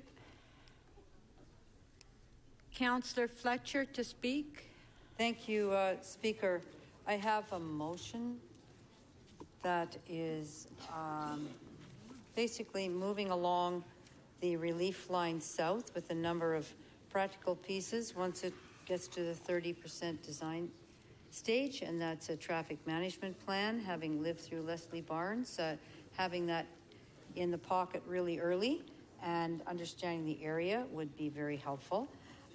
Community Liaison Committee, something that was brought up a number of times during our segment study, and also the community benefits plan associated with a 10 to 15% jobs being held over, or in association with ensuring that youth in the city who don't have access to these types of job and training will get an advantage and will be able to make their lives better with these large development and infrastructure projects. So I just want to say that in the last 3 weeks, I've been at the corner of Carlaw and Queen talking about the relief line in the segment. Then we moved up to Carlaw and Gerrard, where, and this is of course with the mayor at each single one of these, talking about the relief line and the importance of the relief line. And at Carlaw and Gerrard, realized that the issue of the subway north on Yonge was something that really could not proceed without funding for the relief line. And that was what he told people at the corner of Carlaw and Gerrard, looking across the street to the future relief line Smart Track station. And then this morning we moved to Paypen. After that, subsequent to that, we had the public officials from the 905 come down. I think we got their attention from that particular Carlaw and Gerrard presser and intervention, and came and they said, oh, well, we better get together on this. Our main project is the Yonge Extension. We understand your main project is the relief line. How can we help you? How can we work together? How can we jointly make both of these a reality? And I'm very glad, because as somebody just said, it's very powerful, actually, to have this large alliance of our city government and the regional governments around transit. We'll support a number of motions. Yes, we need to keep the TTC in the driver's seat and the city in the driver's seat, but let's recognize the importance. It's very historic that that happened, and that we're not fighting over these dollars. We're saying we all need these dollars to make a better transit system in the city. So we can't have one corridor without the other. And this morning, again, at Pape Station, urging commuters to please get in touch with the Minister of Transportation to make this happen. I just want to thank Council. I want to thank the Mayor, on behalf of my community, the Deputy City Manager, Mr. Petula, and as well my community. I want to thank them for having said, let's press pause for a little bit of time and make sure we've got this route right. As a matter of fact, for that segment today in front of you, you have the Carlaw segment rather than the Pape segment from Gerard to Queen. With things that we found out, that there is a special policy area in the City of Toronto at Carlaw, and it's only in one other place in Sterling Road, and that is an employment function and employment vision within an area that used to be an old employment area in our city that with free trade, it ended, those factories closed, but there's an employment requirement in all development applications, and that is probably a better route for the relief line than down a residential street. Because it has that employment requirement, there are 8, 10, 12-story buildings on that street compared to 1.5 stories on Pape. So when we really dug down, we realized that that was great to take a second look for economic development reasons, for transit corridor reasons, and for our own city planning reasons. We said that the TPAP would be delayed. It would be delayed. It wasn't. I just briefly want to talk about money. Today we're approving $150 million to study the relief line, move it forward. Friends and colleagues, we have $6,799,850 million to go in order to make that a reality. Thank you. Councillor Grimes to speak. Thank you, Madam Speaker. I rise in support of the exact recommendations, and I do so with caution. I agree with my friend Councillor Fletcher and Councillor DeBarmaker in their speeches that we shouldn't be fighting one another for relief on our own communities. But I can tell you, my community, Humber Bay Shores, are at a tipping point. It's beyond the tipping point now. We have development down there that happened. This was planned in the 80s, and nothing's been done. Our city managers recognize that. My deputy city managers recognize that. The mayor has been out there, and he recognizes it. But we need council listen, we need relief out there. We have the waterfront reset coming down. I'll be watching that very closely. But this is low-hanging fruit for transit for me. Park Lawn and Lakeshore could be curbed, and I've said this many times, from Park Lawn and Lakeshore to the current Humber Loop. It would run right through Councillor Doucette's ward. It's already on a dedicated track and gets up to St. Joe's Hospital. Then it has to travel through Councillor Perk's ward, and we get behind Exhibition Place. There's a dedicated run going out the other way. So that's closing the gap. That is low-hanging fruit, and I'd like to see that happen. The planning that happened in the 80s for this, we didn't know this was happening. I don't agree with that. The OMB has a lot to do with Park Lawn Lakeshore. We never agree with their plan. We lost at the board. And now the big unknown is the 27-acre site, the Mr. Christie crab plant, Mondelez, now First Capital's bought it, whatever the site you want to call it. That's the big unknown. That's heading to the board. But we need relief now. I will support the recommendations, but I'm really anxious to see this come back, the waterfront reset. It's imperative that we start moving that project forward. Yep. And as I mentioned, we have express buses. I had to fight with the TTC. I had to politically get their decision overturned. And my people are paying double the fare to come downtown every morning, and so does Councillor Doucette's, paying double the fare on express bus to come down because we have not planned for that. So it's beyond a tipping point, and I'm really anxious to see this come back. I know the deputy mayor, our deputy city manager, Mr. Livy's done a lot of work on this with planning, and I'm really anxious to see that come forward and move that project forward. So with that, I'll support the recommendations from exec today. Thank you. Councillor Layton to speak. Thank you very much, Madam Speaker. And as common as it is that I'll follow Councillor Grimes and speak in favor of what he just said, I wanted to just point out a couple of things. The notion of blindly walking into an expansion of an existing of a system that's already taxed on the Yonge line without having in place the downtown relief line, while I think it's frightening for us to think that one will precede the other and it will be in the incorrect order. I'm prepared to support the motion to move us ahead in this direction for some of the reasons that have been mentioned, but also under the understanding that this isn't the only, and these aren't the only two projects that we're going to have and be moving forward in this term of council. Under the last term of council, when our then mayor said pencils down on all of the lines within Transit City, we didn't make enough of a fuss at this council. I'm sorry. There were some of us that were trying to raise our voices, that were pushing back against the administration of the time. I'll point out an administration that many of my colleagues on this council were an active participant in.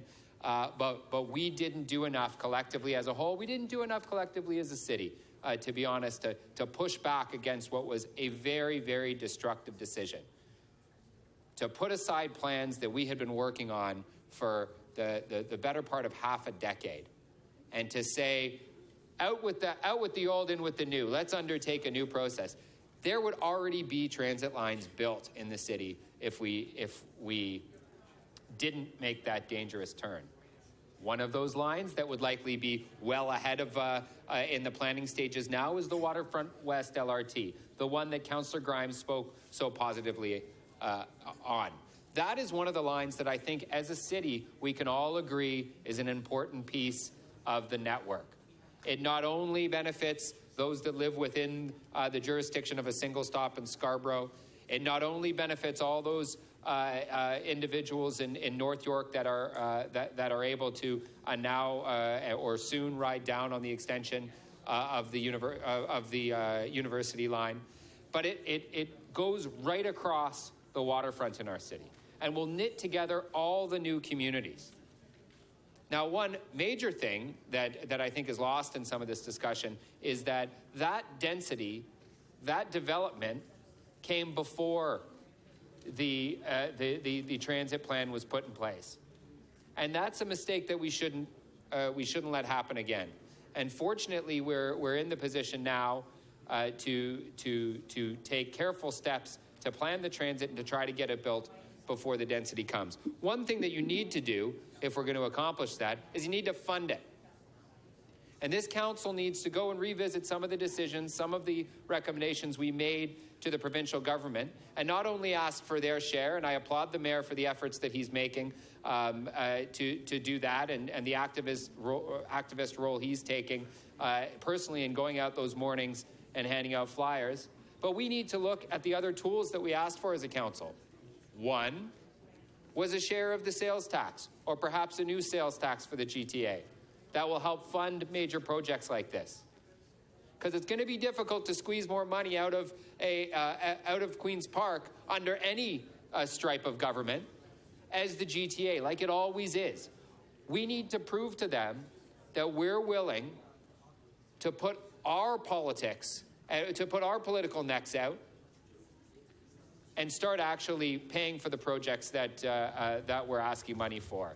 And we did that as a council under Councillor Matlow's motion. We asked for either a piece of the HST or an additional point or two on the HST. We shouldn't be afraid to talk about that now, because if we're going to deliver the levels of service that the good people of Toronto, from Scarborough to Etobicoke, from North York down to the downtown, we're all in this one together, we're going to need to fund that. And that's going to take all of us digging a little deeper in our pockets, as well as asking the province to dig a little deeper in theirs.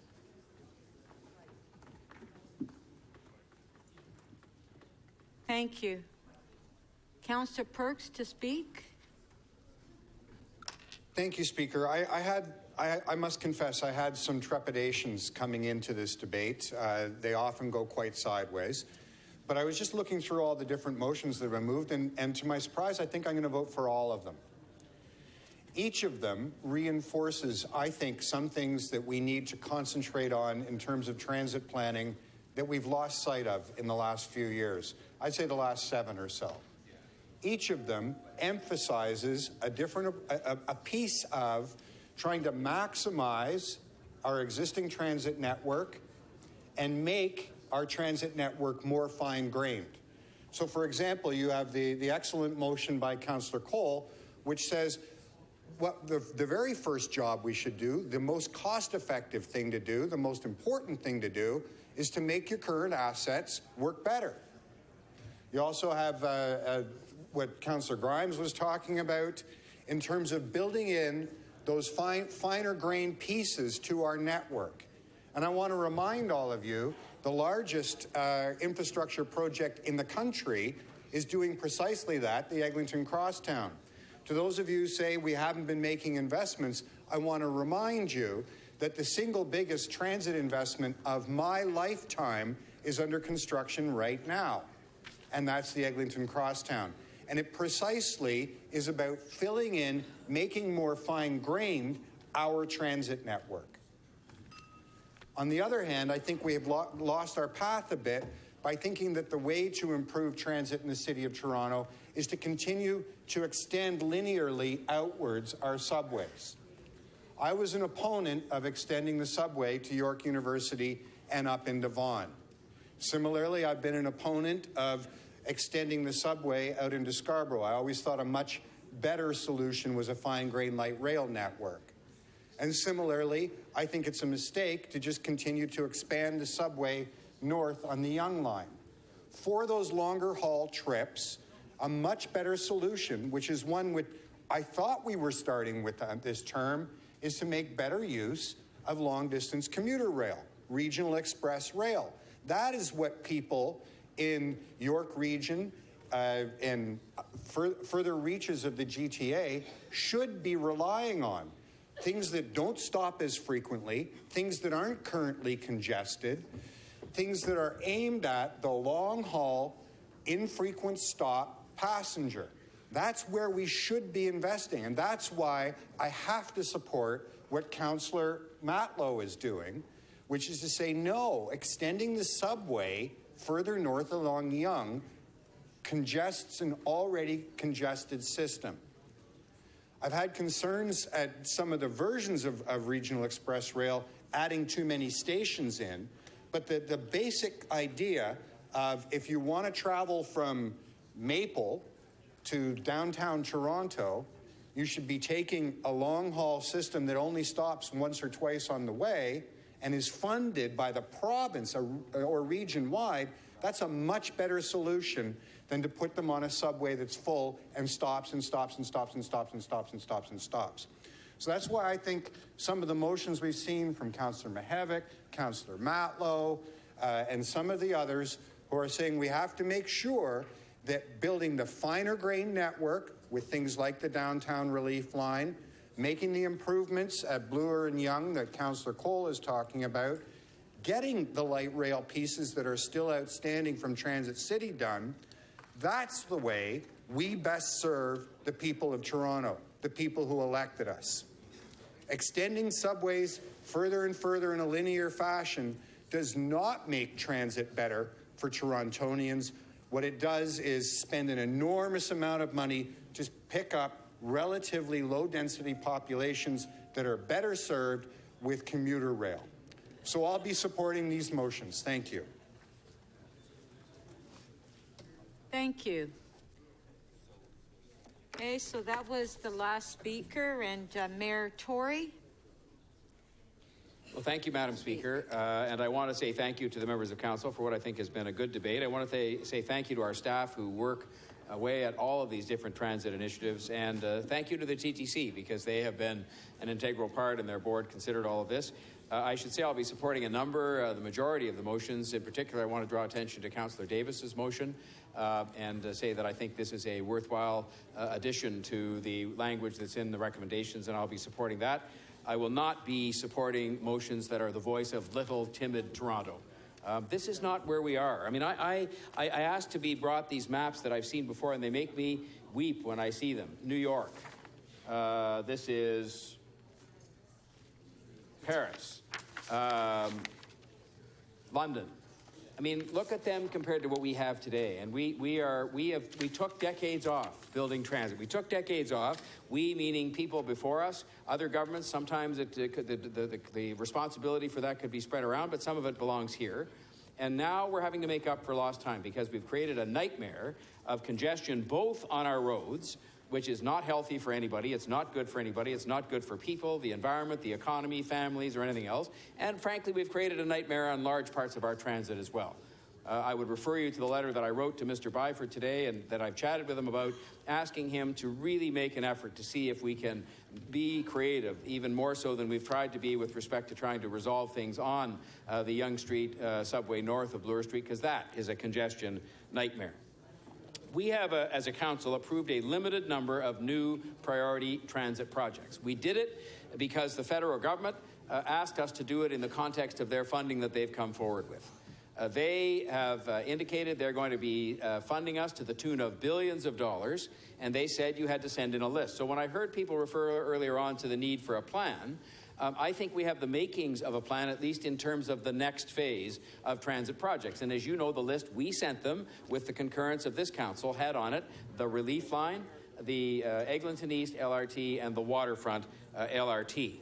And yes, these are future transit projects, but these are the ones we have to get on with now, instead of following the old way, which is to somehow pretend that it's good enough to be doing one project at a time, or to stand admiring projects somebody else is doing, and to hesitate to do anything else, especially things that are bold and that are related to the future, out of fear that somehow we have an inability to look beyond our ward boundaries, or that somehow we're worried about the fact that we've got to go out and get the money, including from our own sources. We have to do that. We tried. We made a really valiant try. And I was proud of this council the day that we did that, and I deeply dismayed at the fact that the province, having first encouraged us to go ahead and do that privately and publicly, then pulled the rug out from under us. But that's done, and we're now going to have to come back to that. But it has been part of accepted wisdom here, long before my time, that the Relief Line was and is the #1 future priority project. It was said long before I got here that that was the case, and so what we're doing here today is simply acknowledging and moving forward, continuing to move forward with that project that was and is the #1 project, having approved TYSSE, Smart Track, the Bloor-Danforth subway extension, and so on. We reaffirmed that in the priority list that we were committed to send to the federal government in return for them offering billions of dollars in funding. And it would allow us to take that list and to provide for what I think we have to do in the city, which is what I call continuous transit construction. Continuous transit construction to make up for lost time and to relieve the congestion on the roads and on the transit lines. And I think we've done that together. We've put together that list. So my next task as the mayor, and hopefully joined in by you, and I'm still welcoming more help in this regard, is to get the money from the other governments to pay their share of these future projects. I'm not sure if the province wants me to spend all of my time and energy thanking them for projects past and present. I do it every time I speak, and I do it again today, even though I'm running out of time. I'm most grateful for the fact that they have funded all the transit they have in this city. We're now talking, though, about the future, and about saying we can't stand still and admire or be grateful for what is going on at present, as much as we may be grateful. We've moved on, and we are looking to secure funding for that next wave of transit projects that's going to help us keep this city livable, build this city, accommodate the people who are coming here, let alone the people who are already here, and that is led by the Relief Line. And if we want to be absolutely certain that we're not going to stall again, then I think we want to be certain that funding is going to be there. I ask you these questions, and if I can have your indulgence to have one more minute, Madam Speaker. Why, if the federal government got a list and they said we're going to put forward the money to build the projects on that list you sent, why won't the province step up and say, yes, we'll be there too as a partner? The minister keeps saying, I won't take yes for an answer. Well, I'll take yes for an answer when I get yes for an answer, which is yes, we'll be there for the Relief Line. Yes, we'll be there for the Eglinton East LRT. Yes, we'll be there for Waterfront Transit. Read page 199 of their budget and ask yourself why that language is there that sort of says, well, maybe we'll be there, maybe we won't. We reserve the right to maybe be there or maybe not. That concerned me. It concerns me that we have a government that is putting $150 million into design and planning and yet won't do the obvious and say, of course we're there for the building money as well for our share in partnership with you and the federal government. It bothers me that if they have this escape hatch language in their budget, why would they have that there if they intended to step up? So I think that this today is a big step forward for us to keep on with this work on the relief line. We will keep on with the work on the Eglinton East LRT and Waterfront and Smart Track and TYSSE and the Bloor Danforth subway extension. This is not too bold for us. This is as bold as we should and must be to make up for lost time and to properly serve the people of Toronto. And I'm confident we can come up with the answers we need to come up with in order to make sure we fund it and get it built. I'm just out seeking now the money to make sure that we can be confident in this next wave of projects led by the ones that are in this paper today. And I'm delighted to have the alliance with the York regional politicians because they're going to be supportive of a relief line. When was the last time you heard of them being supportive of a transit project in Toronto? I think that's welcome news, Madam Speaker. Thank you for your indulgence. Thank you. You do have some questions. Councillor Karygiannis. Thank you, Madam Speaker. I heard the mayor saying it bothers me that this is not done, and he rhymed all those projects. What bothers me, Mr. Mayor, that you didn't bother to say anything about Shepherd Subway. So my question to you, and what it bothers me, as long as all the other constituents north of 401, where are you on the Shepherd Subway? I can find my list, Madam Speaker, through you. I can find the list that I recited there to lists of projects that have been approved by this council, and both in terms of things we are proceeding with and lists of projects that are on our priority list for the federal government. They asked us for a list of priority projects. We gave them one. The 3 priority projects on that list, which they have provided us with or will be providing us with funding for, are the 3 I mentioned: the Relief Line, the Eglinton East LRT, and the Waterfront LRT. Are we proposing anything else in the future?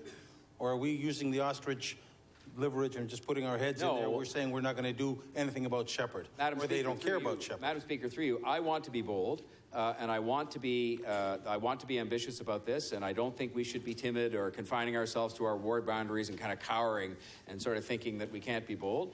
In that regard, I welcome the fact that this report also moves us ahead, albeit in a preliminary way, with the North Relief line.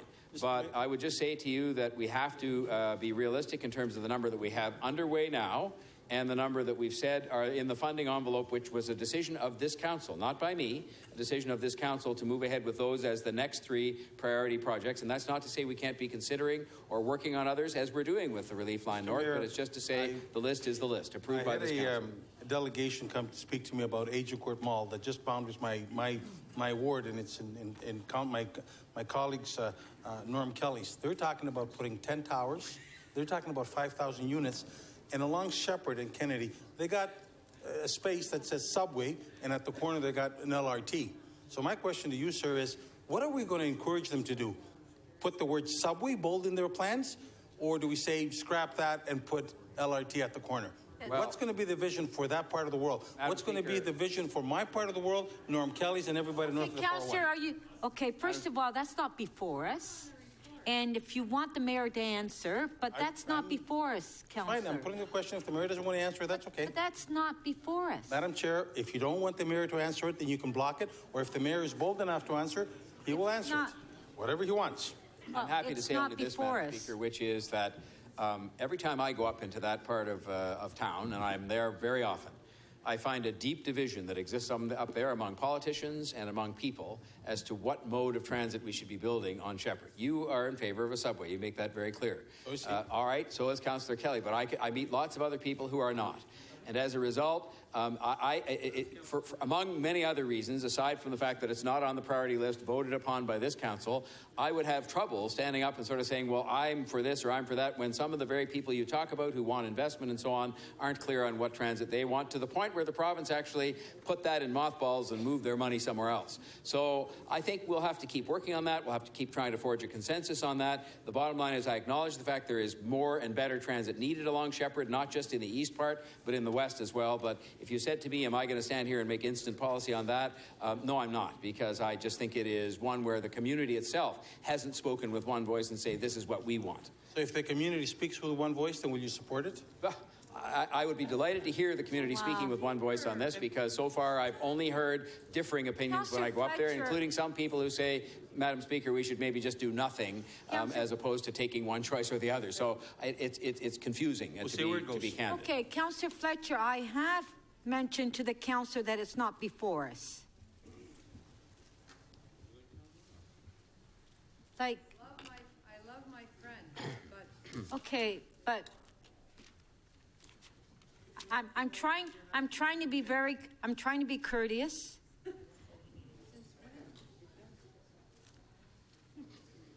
We don't want to repeat anything. Councillor Matlow, questions to the mayor? Madam Speaker, Mayor Tory suggested that anyone, this is what I inferred, anyone who doesn't support the plan that he's put out is, I'm paraphrasing, but something like just thinking of little Toronto or little planning Toronto. Timid little Toronto. I forget exactly the term, but it was something orchestrated to make a point. So I want to read two things that you said, Mayor Tory, and I just want to understand how it jibes with what you're saying today. So back in May of 2014, when you were running for election as mayor, you promised a 22-stop smart track route with a Western Spur and fully funded by tax increment financing. None of that obviously is going to come through to fruition as we know today. You also suggested that it was going to provide relief better than the proposed relief line. And in fact, to quote you in the National Post, May 27th, 2014, roughly to this date, you said it's, referring to the relief subway, you said it's the wrong line at the wrong time, and the one factual thing you said is it isn't funded, I submit. Then the next thing you said just 2 weeks ago, Toronto Star, May 9th, 2017, you wrote, with regard to the question of extending the, working on the extension of the Yonge line concurrently with the relief line, you said, we've got lots to do at the TTC, heavens above. They have all kinds of projects to work on. And if we're uncertain that the relief line will be funded or not by the province, then why would we be devoting our time? Councillor Matlow, your question, please. This is the preface. Devoting our time working on the Yonge Street North extension. So, in fact, you were arguing against taking the very tack that you are today.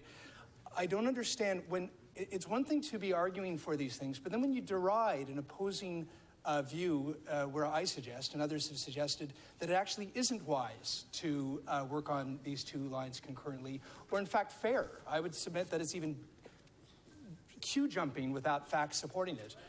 How do you thank you for your assistance. How do you jibe those various positions and how they've all kind of arrived at today? Well, perhaps, Madam Speaker, I might start with the third, which is that I said what I did. I acknowledge you quoted me accurately there with respect to saying that perhaps we should consider just not continuing with our work on the Yonge North extension. I then went and had a meeting with the mayors of York region that came to the meeting, and there were a number that didn't come to the subsequent deputation at the Executive Committee. And we decided, after discussion, which is what I would hope you would like me to be doing as the mayor of the city, that it would be better to have them as allies, given what I accept as just the reality here, which is that the province is going to decide to do those two projects, meaning the relief line that we're here talking about today and the Yonge Street North extension together. That's just political reality. I know you don't like it, because I know that, you know, going beyond Eglinton Avenue is a stretch, you know, in terms of the way you want to look at these things. I let you quote me and accuse me of changing my mind. Councillor, hold on. Councillor Matlow, you asked a question. But I also have a point of privilege. Well, the truth hurts. Is it beyond? Councillor Matlow, please allow the mayor to... Madam Speaker, I have a point of privilege. Your point of privilege. Mayor Tory just said something extraordinarily not only wrong, but unfair, and suggested some sort of motivation or intent behind my comments and my actions. I'd like him to respectfully retract that. Well, I did not hear that. I did. If the member of council, Madam Speaker, is somehow offended at what I said in terms of taking a narrow perspective on the issues, I'm happy to withdraw those comments and just continue to move forward and say what I was saying about the meeting with the mayors and the chair of York. which is that they said they were prepared to join in common cause, given the reality that I acknowledged, and I think it's a reality everybody in this chamber would acknowledge. The Yonge Street, the relief line that we're talking about here, within the bounds of our city, will not be proceeding separate and apart from the York Region project. That's political reality. And when they offered to support, I can't even remember a time when they supported a transit project within our city, namely the relief line. I can't remember if it's ever happened before, and said they would support in the inner circle of the government and publicly our relief line. I decided that was a better approach to take, given the reality, than not. And I immediately moved as well, though, to take action, and I'm not sure what you've done in this regard. We could check the record and see, with regard to asking the TTC at roughly the same time if they would come back and give us some ideas on how, in the shorter term, we could also address the congestion that I've acknowledged many times exists north of Bloor Street.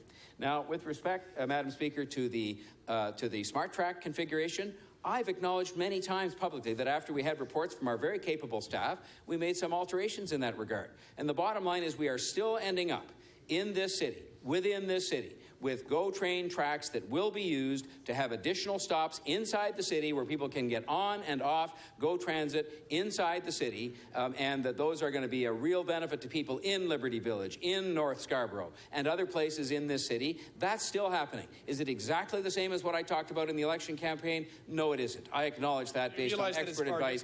You took at least half of your time to ask me a question and read me 35 quotes, and maybe now you could just let me finish my answer. And Councillor Matlow, and that is to say, yes, I've acknowledged it's going to be different, but it's going to come, and it's underway now. The RFPs for the stations, the double tracking is actually being done as we speak. And again, I just say to you, I'm proud of the fact that that line is going to be built, it's going to be operating, it's going to be transporting people, and it will provide a degree of relief to the Yonge Street subway line. Not as much as the relief line, not as much as some of the other things, but it will provide some relief, and that is one of the reasons we're doing it. Thank you. Councillor Davis, questions? Thank you, Speaker.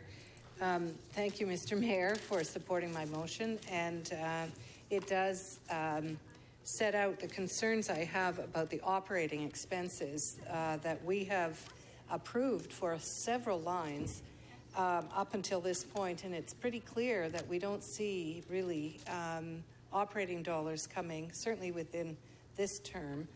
And I'm wondering what kinds of revenue tools. You mentioned earlier that we're going to have to come back to that. So I'm wondering, in light of the last response from the provincial government, what other revenue tools are we going to be considering, and will you support? Madam Speaker, I would say to the councillor through you that I can't answer that question as yet, but if you don't think I've been thinking about it since the day that we were ambushed on the road tolls, you'd be incorrect. I have been thinking about it just as one member of council and as the mayor. I'm still hopeful that there could be some arrangements we could enter into with the provincial government that might change our overall financial framework with them, that would take account of the fact that we need this money to both build and operate transit. But I can only say to you that I'm seized of it, and that I will be putting forward some ideas in that regard, because I acknowledge the fact that we have to come forward with our share, as it were. And the only thing that I find really quite rich, and I've described it correctly, I believe, as a smokescreen, is that the Minister of Transportation for Ontario says, well, I'm not going to come forward and say we'll be at the table for the relief line until the city comes forward, he being the man who led the charge to get rid of road tolls when we passed that motion overwhelmingly here at this council. So I acknowledge that we have a responsibility to address that at some point in time, and I'm seized to that, as I say. So this year, the TYSSE is actually costing us $30 million in the 2018 budget. And that is subsidizing the residents of the GTA to come into the city and to use the TTC. So when I did ask the mayors whether they felt they had an obligation to contribute to the operating side, they were certainly not forthcoming. And the second thing is, we don't seem to see any progress on the fare integration. And I'm wondering what you're doing to expedite that process so that we can get a better deal, so that we are not subsidizing, as generous as some of us may want to be, that we are not subsidizing beyond our own accountabilities, really, which is the residents of the City of Toronto. Well, Madam Speaker, I think the second question is a very pertinent question, and I can only say we're participating in those discussions, trying to see them move along as quickly as possible. And I've made the point many times, publicly and privately, that our residents are being ripped off at the moment in terms of the per kilometre charge they pay, for example, for transportation, within the City of Toronto on Metrolink's transportation facility. So obviously I was heartened by the fact that Ms. Horvath came here, the leader of the Ontario NDP, and said she would agree to assist us financially in the operation of Smart Track for a TTC fare, which is a very important part of that overall fare integration discussion. So I'm working away at this as best I can. With respect to the question of the operating costs and the lack of the mayors being forthcoming in that regard, I would say that's a very polite way of putting it. I would just say that we're going to have to go through some discussions with them, and it's one of the reasons I'm supporting your motion, because it says we have to discuss that with them. And we're going to have a trade-off to make, because we want to keep control of these projects, and we realize only one person can operate it, and that should be, in both cases, the TTC, both meaning TYSSE and any future Yonge Street North subway, but the subject of it being operated kind of in effect, totally at our cost is something that should be discussed. I completely agree with you. And so one of the concerns that I had at the time we approved the TYSSE to advance and we began the design or pre-design, design and construction was that we did not have a deal on the operating costs. We did not have a deal on the operating costs in the LRT. And what happens 2 months ago? We all vote to pay for 100% of the operating costs of the LRTs. That was never the deal that I assumed we were entering into at the time that we approved that master agreement. So what this is, can you understand there is real concern of advancing this subway project north again with absolutely no understanding of what the costs will be on the operating side that we may, in the end, once again, find ourselves assuming. Yeah, I will only say, Madam Speaker, through you to the councillor, that when you talk about that one element of what was a very complicated, complex deal involving a lot of different transit projects, when you speak of the crosstown operating costs, there were gives and takes in that deal. And I believe, and the council approved it, I think because they felt as well that it was a fair deal overall, taken overall. So yes, the council did approve it. So I'm sure there were dissents, there always are. Perruzza, but the bottom line is that the council approved it because they felt in the majority, a substantial majority as I recall, that it was a fair overall deal. And so in that case, now what we're going to be trying to do, and this is one of the reasons I'm supporting your motion, is to make sure that we can go now, and this would give us the authority to go now and negotiate a fair deal that would speak to the question of the operating costs of that particular subway line going forward. And that's why I think your motion was a very welcome addition to what we brought here today from the Executive Committee. Thank you. Councillor Shiner, questions?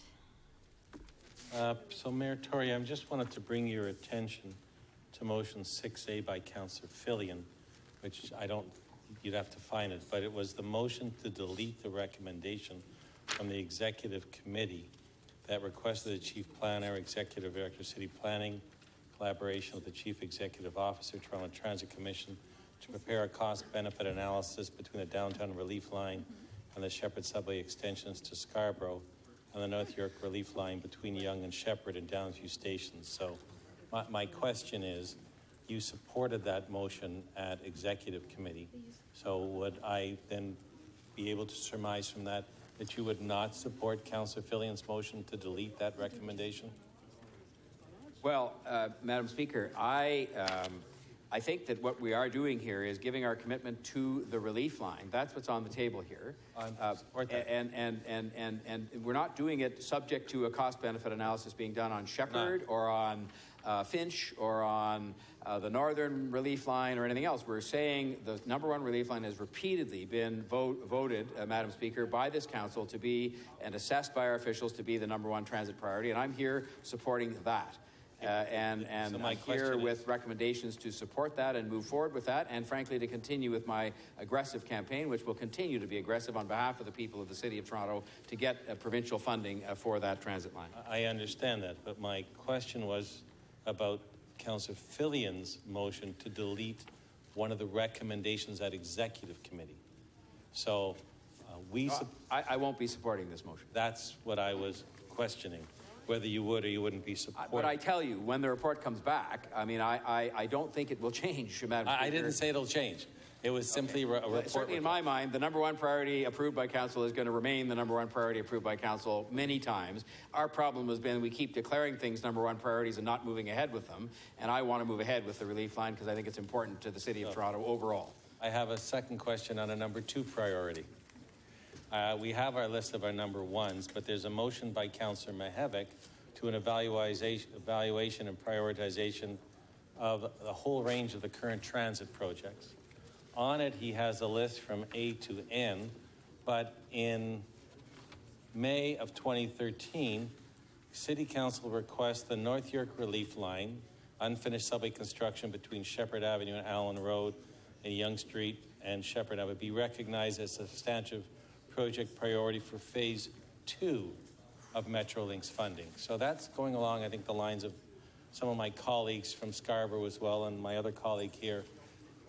That's not in the list, but if we did endorse it before as a Phase 2, it should then be considered as part of the Phase 2 later projects as well. Is that effectively, Madam Speaker, if I can just get you to give me a nod, talking about the North Yonge extension? No, that's talking about the Shepherd extension. Oh, I'm sorry. As part of a Phase 2, because we've talked about it and said Phase 1 is what's on the table right now. Phase 2 is a whole bunch of projects, and Council did endorse that as being part of Phase 2. So you would still keep it as part of a future phase to look at? Madam Speaker, without taking away from, because I want to be very clear on this, that the list of projects that I see as the top three in our next future priority projects are the three approved by this Council, the Relief Line, the Eglinton East LRT, and the Waterfront. And without taking away from that list, which is the one we sent with Council approval to the Government of Canada for the next three transit projects we would ask them and that I assume we would fund and that I'm asking the province to fund. The rest, I intend to support Councillor Mihevc's motion.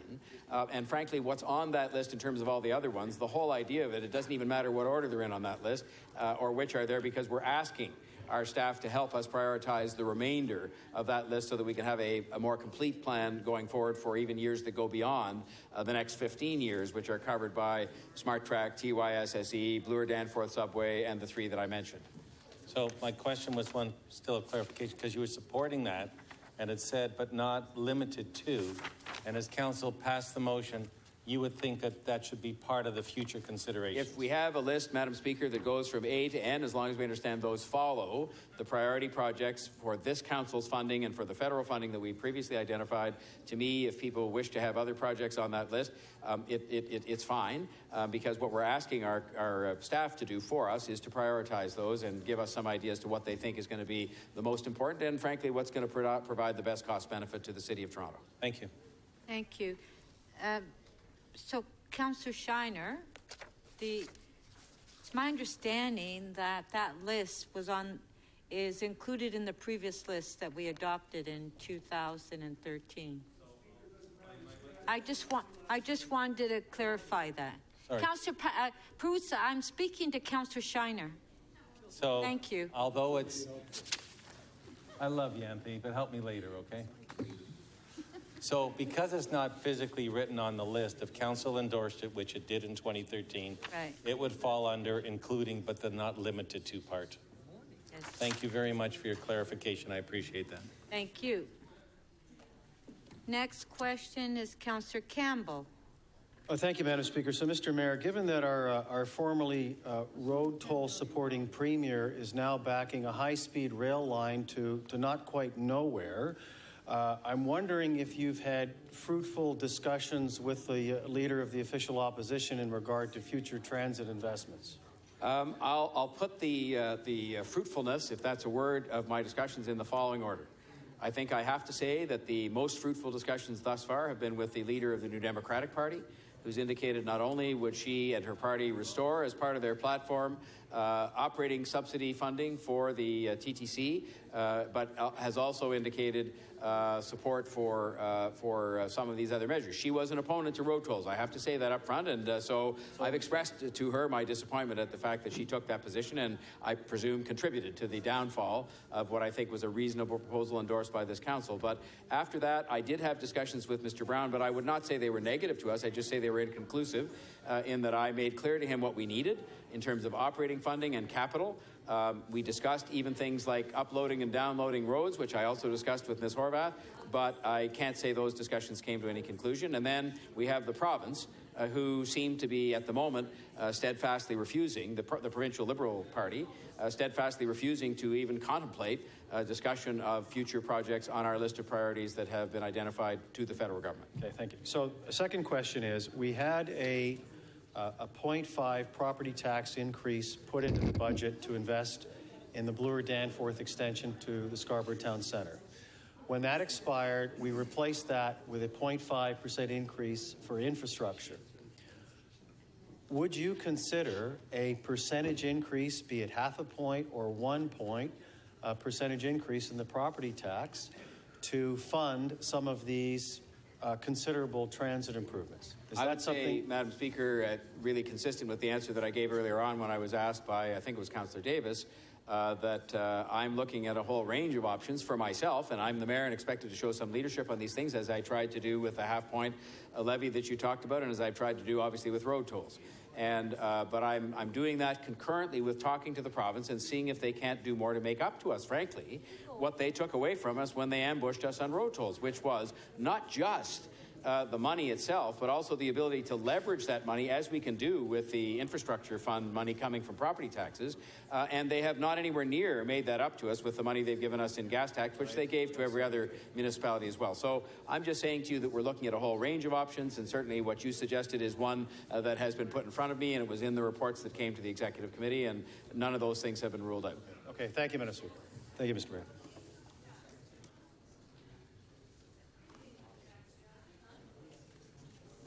Councillor Ajamheri. Thank you. Okay, Councillor Davis. So, through the Speaker, Mayor, you've been repeatedly, and others too today, saying that you're very impressed and happy that the leaders in the 905 came to the table. But surely you see that they did not do it for purely altruistic reasons. Nor did I, Madam Speaker, to the member. Okay, let's get it straight. Let's be clear. Yeah. I need allies to be with me supporting the relief line. And the notion, I have got lots of allies in this chamber, and I hope we'll have even more when we count the votes in just a couple of moments' time. I know there are a couple who look very narrowly at things and take a very kind of myopic view about these things. And that's fine. That's their perfect right to do so inside this room. But I think in terms of taking the view that that is an important project for this city, that if I accepted the reality, which I did and I do, that is not going to be dealt with, the question of provincial funding for the relief line, separate and apart from the funding for the Yonge North extension, that I was better off to have those people as allies who hopefully inside closed rooms and publicly, and I've seen they've said it publicly, are supporting that relief line. So I was trying to collect new friends for the relief line and help us get that provincial funding we so badly need. And, you know, what their motives are, I guess, is up to them. But I just know what I was trying to do, which was get the funding for the relief line and not be opposed to their project. I mean, their project is their project. And it's an extension of our subway, and you can see what's in here in terms of the recommendations, which I think have been approved upon by the motion of Councillor Davis. Thank you. Oh, I'm sorry. We have one more. Councillor Mihevc. Thank you very much. Mr. Mayor, I acknowledge and support and wholeheartedly endorse that we're kind of bumping and grinding our way towards a fairly comprehensive plan that, well, with 17 debates and what have you, so the plan is kind of coming together. And I think you would acknowledge that, and maybe this is the first question, that the next big kind of bump and grind debate is going to be around the money piece. And when I look at least $20 billion of projects that we're going to have to decide this term and next term of council, if it's $20 billion and I look at, okay, if we get away with $6 billion each order of government, we're going to have to come up with $6 billion new dollars, and that's on top of the structural deficit and on top of the housing. And then we have today's meeting on how much we're going to increase or allow staff to increase property taxes, and it's 2%. I'm just wondering, how are we going to get to a place where $6 billion is going to have to be raised. That's about, if you do it over 30 years, that's something like $300 million a year of new money. So I'm wondering, when will that plane land? And if you could get into a little bit more depth on how you see that. What ideas you're entertaining? Yeah, Madam Speaker, I'll cite one because I think it's one, and it's one that I've sort of mentioned in passing in the course of my remarks today. Road tolls, yeah, we tried that one. But if, for example, a future provincial government, and by that I mean it could be of any of the three parties that are likely to form that government or some combination thereof, if they were to suggest that it would make sound policy to upload two roads that are, in fact, I think for every way of looking at it, provincial highways anyway, and take those back and take responsibility for those, that would free up right away, I think, around half of the money you just talked about that we would need if you assumed a third, a third, and a third. And as you know, the big city mayors, of which I'm one, have suggested the formula going forward should be 40, 40, 20.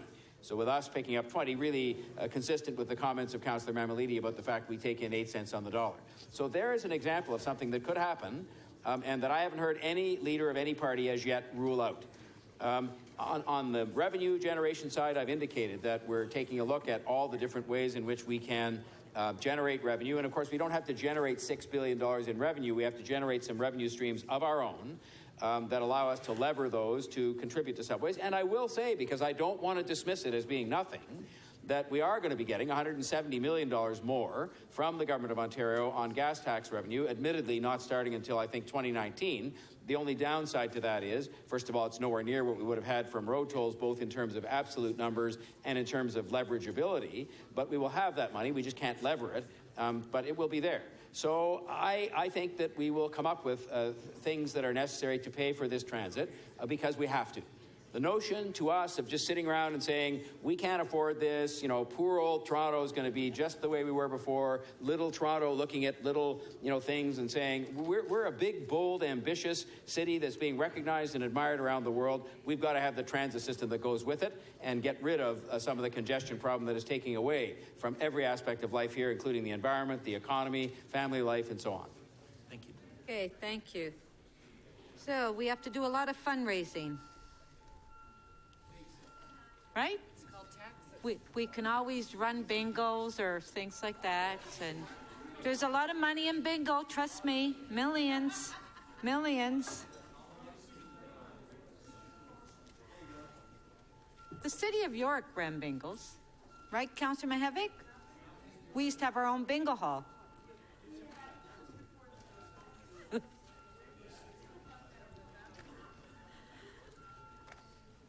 Okay.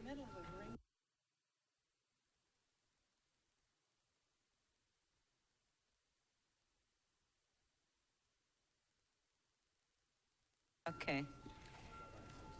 So if you put all your motions in numerical order, starting at 1, ending at 8.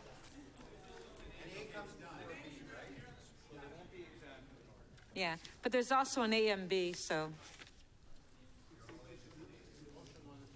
Okay, motion 1 is first. If we can put the motion on the screen. Recorded vote.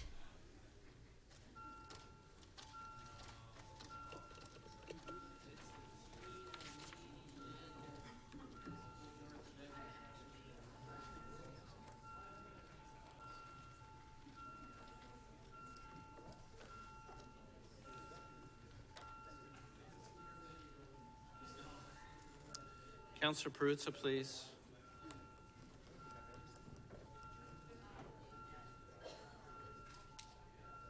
Councillor Perruzza, please.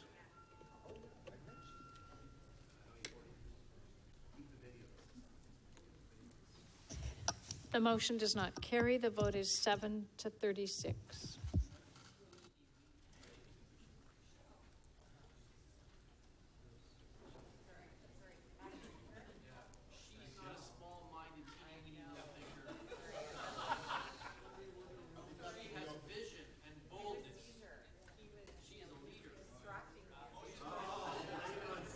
So what happened? Did you push the wrong button?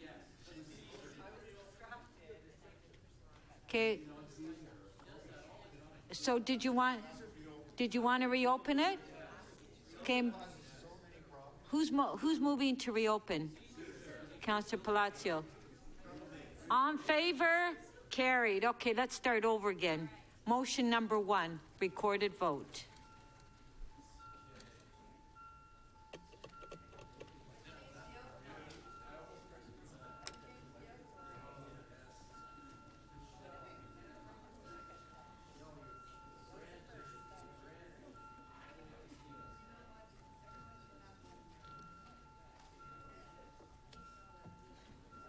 Councillor Perruzza, thank you.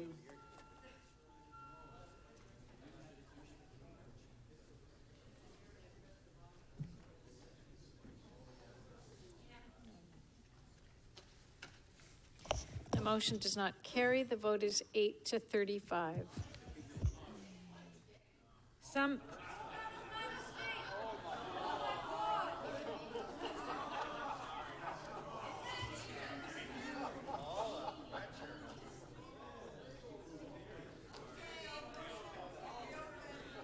Oh. It's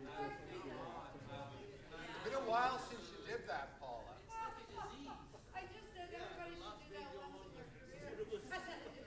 Okay, Councillor Fletcher, are we reopening this? Okay, this is the last time. Last time, please put your Councillor De Beermaker. Please press your finger accordingly.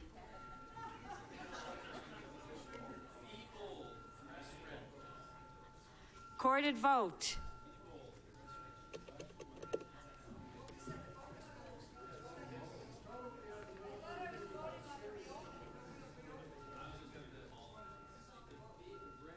We're voting on number 1 now. Yes, on number 1. Councillor Thompson, please.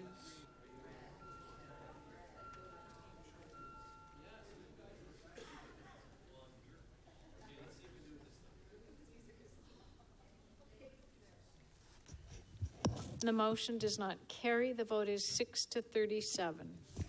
That's, everybody else voted correctly. Yes, because it was 7 before.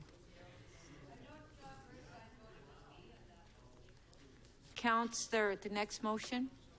Motion 2. Favor.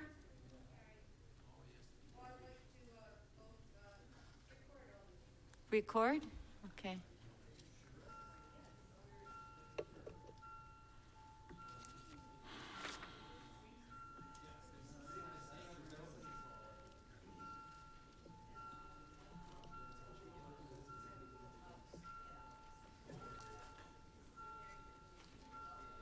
Councillor McMahon, thank you.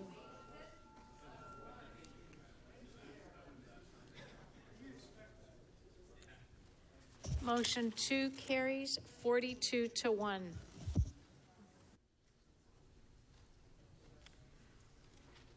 Uh, 3A?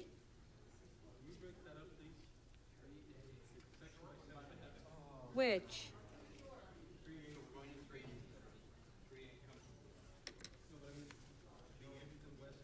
Well, we're not going to vote on all the letters that Councillor. We're not on that motion. No, I know. No. 3B by Councillor Mihevc. On favor?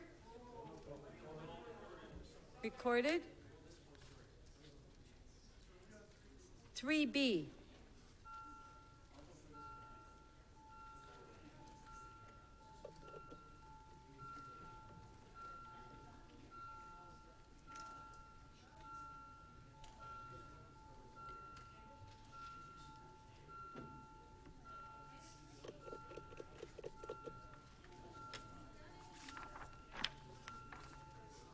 Councillor Kelly, please. Councillor Karygiannis. Councillor Layton, please.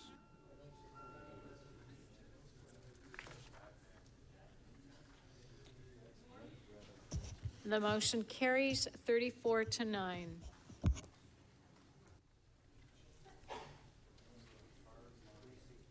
Pardon? 3. Motion 3C, revised. Recorded vote. Okay, all in favor?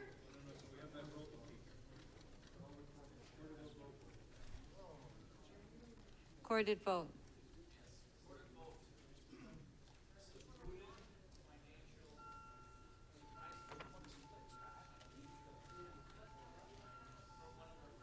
It's the other one. It's not this one. Members, we canceled the vote and restarted it, so please make sure you press your buttons. Councillor Perruzza, Councillor DiGiorgio, Councillor Pasternak, please. Councillor Shan. Councillor Fillion, please. Councillor McConnell, please. Councillor Perruzza, please, and thank you.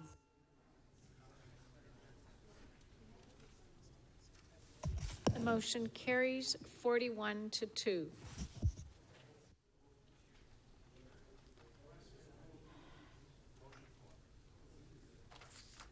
Motion 4. All in favor?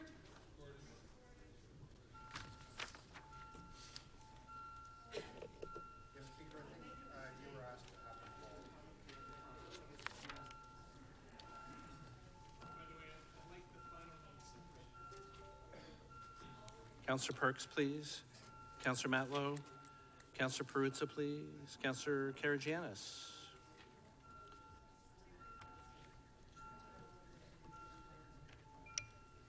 Councillor McConnell, please.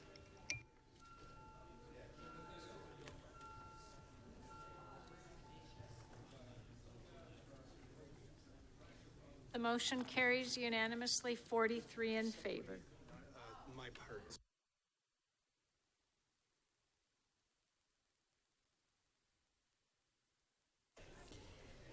Okay, our next motion. Pardon?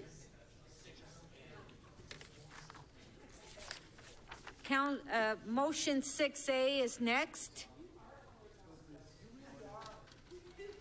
Recorded vote.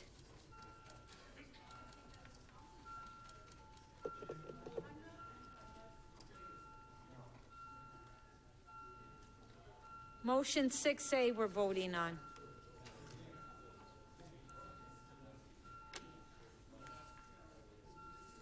Councillor Karygiannis, please. Councillor Carroll. Councillor Perruzza. Councillor Layton and Councillor Wong-Tam, please.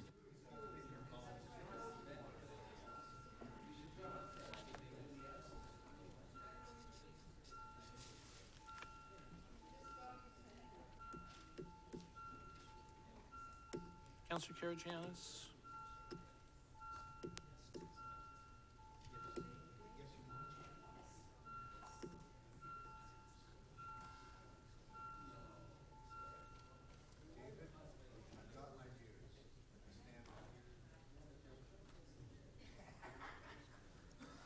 The motion does not carry. The vote is 15-28.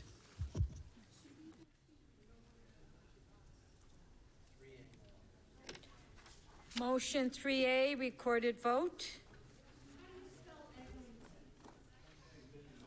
It's being corrected.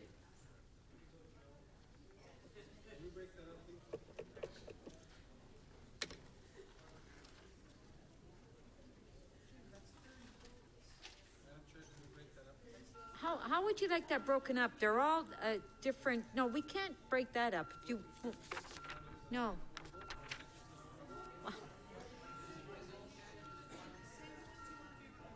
These have already been adopted previously by council.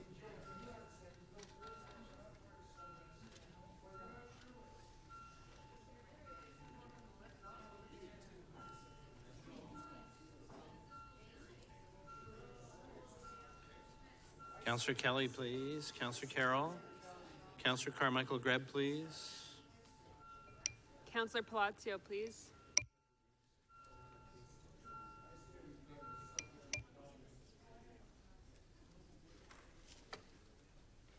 Motion 3A carries 38-5.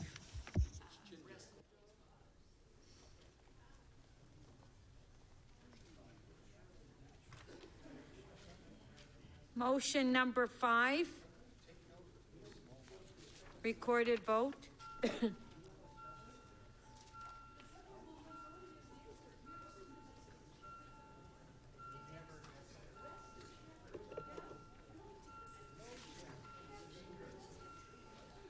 Councillor Kelly? Councillor Layton, please. Councillor Karygiannis, Councillor Carroll, Councillor Bailao, please. Councillor Shan and Councillor Pasternak, please. Councillor Fletcher, please.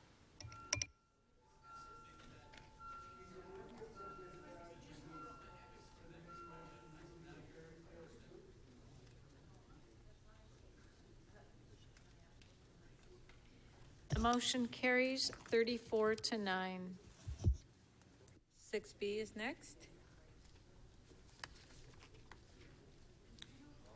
Motion 6B, recorded vote.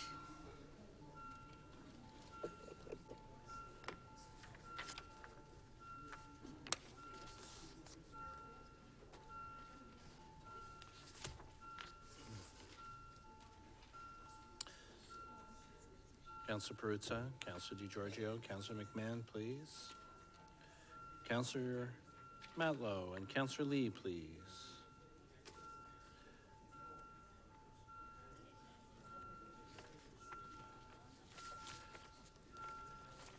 Councillor Shan and Councillor Karygiannis, please. Councillor Crisanti, please.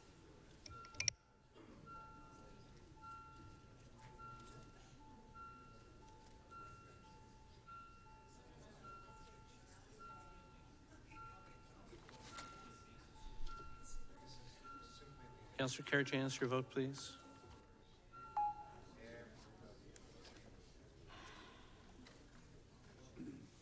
The motion carries 32-11.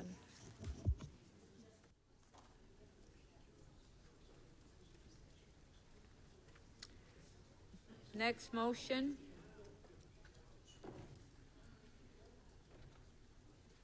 Motion 7. Recorded vote.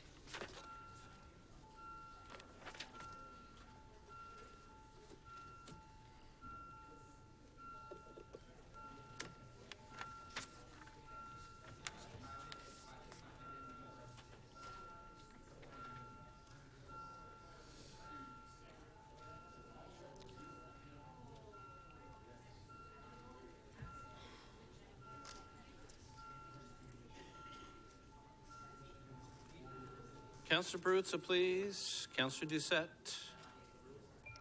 Councillor Fletcher, please.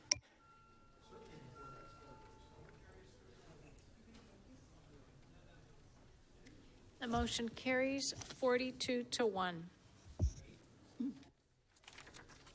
Motion 8.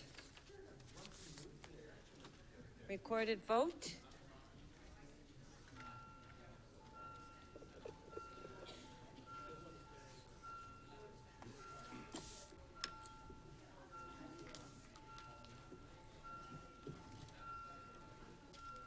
Councillor Layton, please. And thank you. Councillor Wong Tam, Councillor DiGiorgio, Councillor Perruzza.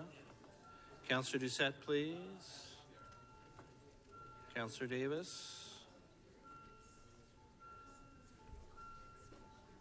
Councillor Mihevc, please. Councillor Cole, please. Councillor DiCiano, please.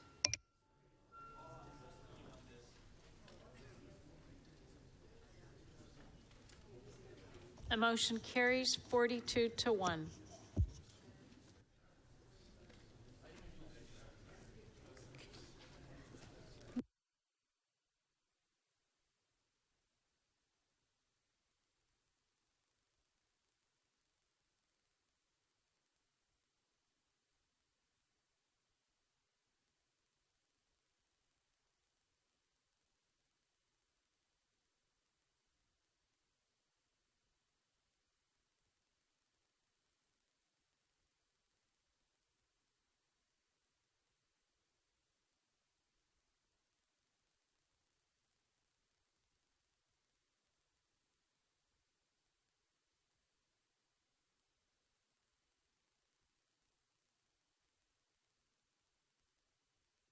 Okay, so we're going to be voting on the item as amended. Councillor Matlow, you had requested, but it's already been deleted. Yeah. It's already been voted on. Yeah. Okay, item is amended, recorded vote.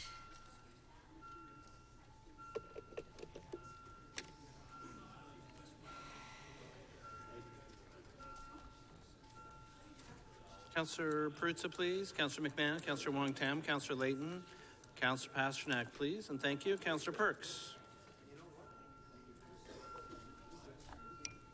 Councillor Crisanti, please. Councillor Wong-Tam, please.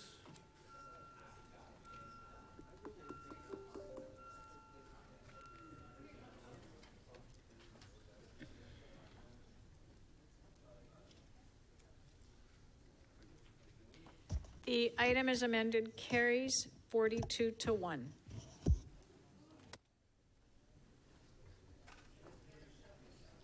Okay. We'll now continue to the next, the mayor's second item, which is on page 3, EX 25.9, which is a citywide real estate transformation.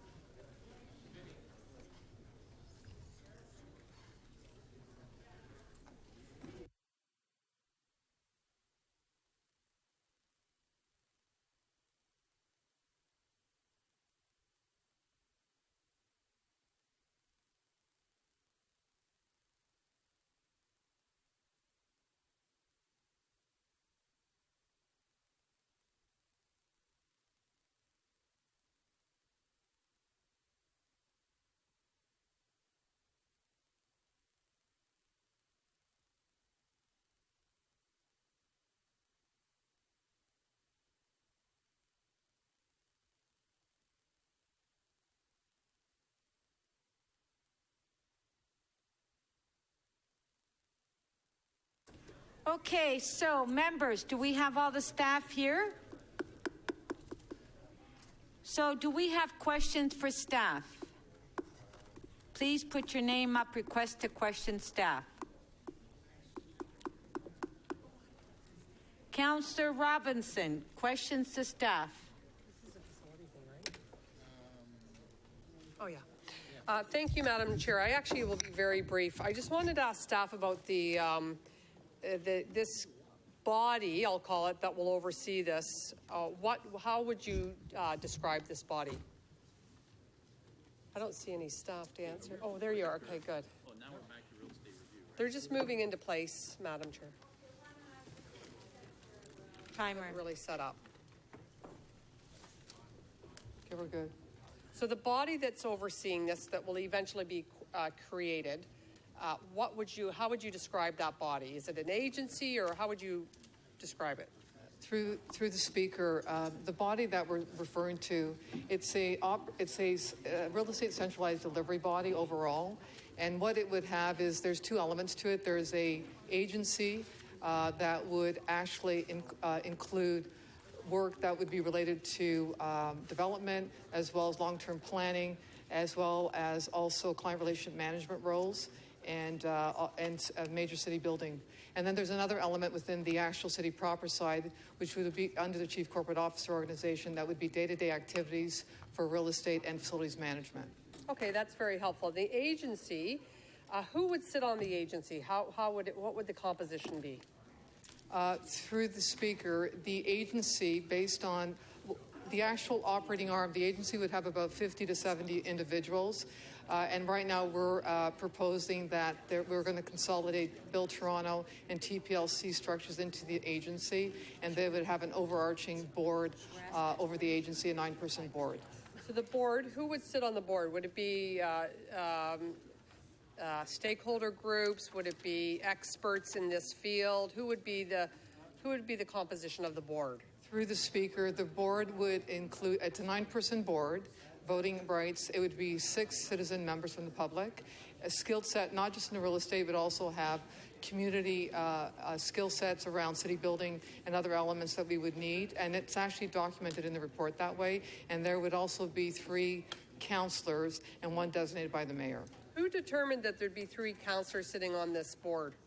Through the reviews that we've done with the city manager's office and best of class, and because it's an incubation period, which is really important here, is we felt that it was important to actually have councillors on the board at this point in time through incubation, and it was based on some best practices and work that's been done through the organization. So why was it determined 3 councillors versus 1 or 2? Why the number 3? We felt that, through the speaker, we felt that 3 councillors would be sufficient to be able to cover the entire city from a holistic perspective at this point in time. Okay, thank you very much. Thank you, Councillor Robinson. Councillor Holland. Madam Speaker, through you, Deputy Speaker. And to Ms. Sholey, thanks so much. It's great work that you and your team have done. And it was very informational when we met with you, with our group anyway. So I know that you and I spoke subsequently on this particular issue, but in terms of having a component of the real estate, let's call it an entity or the new body, how will that incorporate a forward-looking, future-looking technology and innovation component? Through the speaker, as part of one of the elements within the agency element of this delivery arm, we're actually also putting in an incubation aspect towards innovation and having the arm actually look at opportunity to actually look forward and looking at other opportunities of how we actually develop and build city building.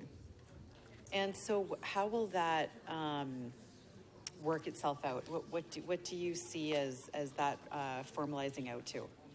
Through the speaker, what we will be doing is working with the appropriate bodies within the organization, the folks that are coming together, and we'll be putting that as part of our implementation plan. So we're just in the midst of starting this process in particular, but some of the requirements that we do need as an organization is good analytics, good data, and that's one of the elements that is going to be really important as part of how we move forward with this organization. Okay. And I know that it's the phased-in approach, and we were looking at that for 2018. It was post-election, I believe. What do you see as the phases of this coming in? So through the speaker, the incubation period is a 3-year incubation, and we thought it was important to actually have this, considering it's quite a complex portfolio, and there's a lot of individuals and many activities within the structure. So the phasing would be the first element of the phasing for the agency. We'd bring Build Toronto and TPLC together in the structure, and also within the city proper side under the Chief Corporate Officer organization, we would bring in facilities management and the real estate. And we've been working with divisions as well as agencies and corps on a staggered approach as to what would come in Jan 1st of 2018 versus 21st of 19 and 2020. And I think the important part is day one is really clear that the long-term integrated plan will be day one, working with all the program owners as well as all councillors and all stakeholders to develop that program and that long-term plan to come back to council in Q1 of 2019. And at the same time, building the practices and building also the client relationship management roles. Those are really critical things, as well as also making sure that we're also looking at the opportunities with particular city building, enabling city building throughout the process too. Okay, great, thank you. Thank you, Councillor Holland. I have Councillor Wong Tam next. Thank you very much. I just wanted to have a clearer idea of the transition plan. If the intention is to create an agency that will be launched on January the 1st, recognizing that we have about 6 months to that date, do you have enough time to dissolve the other agencies and boards to reconstitute itself into this particular agency in a matter of 6 months? Am I reading the report correctly? Is that what's before us? Through the speaker, that is correct. There is work that we'll be doing into 2018, but we will be working on a transition plan to working with Build Toronto and TPLC, and we're actually working with them as we speak already, in some of the work that we've done. We're going to create the legal structure. We're going to create the financial structure. We're also going to be working on the actual transition plan around the people side, as well as we'll be having an interim board that will be supporting us, advising us through this process. And yes, we believe Jan 1st we'd be up and running with the elements that I referred to. And then there's a lot of work that gets done throughout within the 6 months to a year after that too. And can you describe, Councillor Wong-Tam? Can I just interrupt you for a minute? And I am stopping your time, folks. On this side of the chamber, most of what you're saying is being picked up by the staff microphone. We're doing questions and answers in your area of the room right now. A little quiet. Thank you. Councillor Wong-Tam. Yes, thank you very much. With respect to Build Toronto, the other agencies that are going to basically fold and collapse and reconstitute in this one, their primary focus was not exclusively a real estate holding company, was it? They did much more than that. Through the Speaker, if we're referring to Build Toronto in particular, Build Toronto was a real estate organization and development. Yes, it was. No, but with respect to the other agencies that are involved with the collapsing of this, including the real estate service, it's almost the real estate advisory committee, their primary focus was not necessarily acting as a real estate holding company. So going back, so through the Speaker, the agencies and corporations that you are referring to, Councillor, there's a lot of organizations here that are not real estate organizations that will not be consolidating and centralizing into this structure. Activities that they perform would be part of the structure, but their programs continue, whether it's Toronto Community Housing, TTC, they continue. That's not what we're referring to. We're referring to the activities that they provide from a real estate perspective. So then, are the assets that were under their ownership and management, will they be transferred to the new agency? Through the Speaker, we are not transferring any assets at this point in time. Okay, so it's basically you taking on the real estate facilitation and management work of those agencies. Through the Speaker, it is the organization doing the coordination, long-term planning from the activities that we've spoken about, and it's important because what we're trying to do is an integrated planning structure here. And will the new real estate agency that is to be created, will it have what type of powers will it have? Will it have the latitudinal powers to borrow? Will it have powers to dispose of real estate without coming back to council, without going to the agencies where that facility and asset was serving them? If I can just jump in here, Madam Speaker. Oh, thank you. The agency will be a city board, so it will be a typical city board in terms of what it can and cannot do. It is a city board per se is not allowed to finance except through fees and charges approved by council. That is very helpful. Thank you. And if you can just help me understand, with respect to the composition of the board as proposed, there are 9 members, and I recognize it's a very difficult exercise. You could say 7, you could have said 9, you could have said 11. I want to understand the composition with respect to councillor representation from the 4 districts, North York, Scarborough, Etobicoke, and Toronto East York. Is there a reason why there wasn't consideration about the representation from the 4 districts on this particular agency? Through the Speaker, we actually looked at many different options and through a lot of consultation with many of yourselves as well as staff. And what came back was this composition as being the one that people actually felt comfortable with. And this composition, I think, is important to state that there's definitely the designate for the mayor, but it's at large the councillors, right? So anyone could actually go through the application process and go through striking committee. Okay, thank you. And one last question. I recognize that you have the constitution of this agency will be up and running by Q1 of 2018. It says that you have a report back of Q1 2019, but it's a 3-year incubation. Is it an annual report back, just like any other board? Through the Speaker, yes, we will be coming back every year, but we're also coming back at the end of this year, Q3, with further information around any change of delegated authority and also the new board, the permanent board that we'll be putting into the agency. Thank you very much. That was your last question. Councillor McConnell, questions? Thank you very much, Madam Speaker. I wondered if you would outline sort of the function and use of having such an agency? Is this about city building, or is it about budget building? Is it about disposal of land?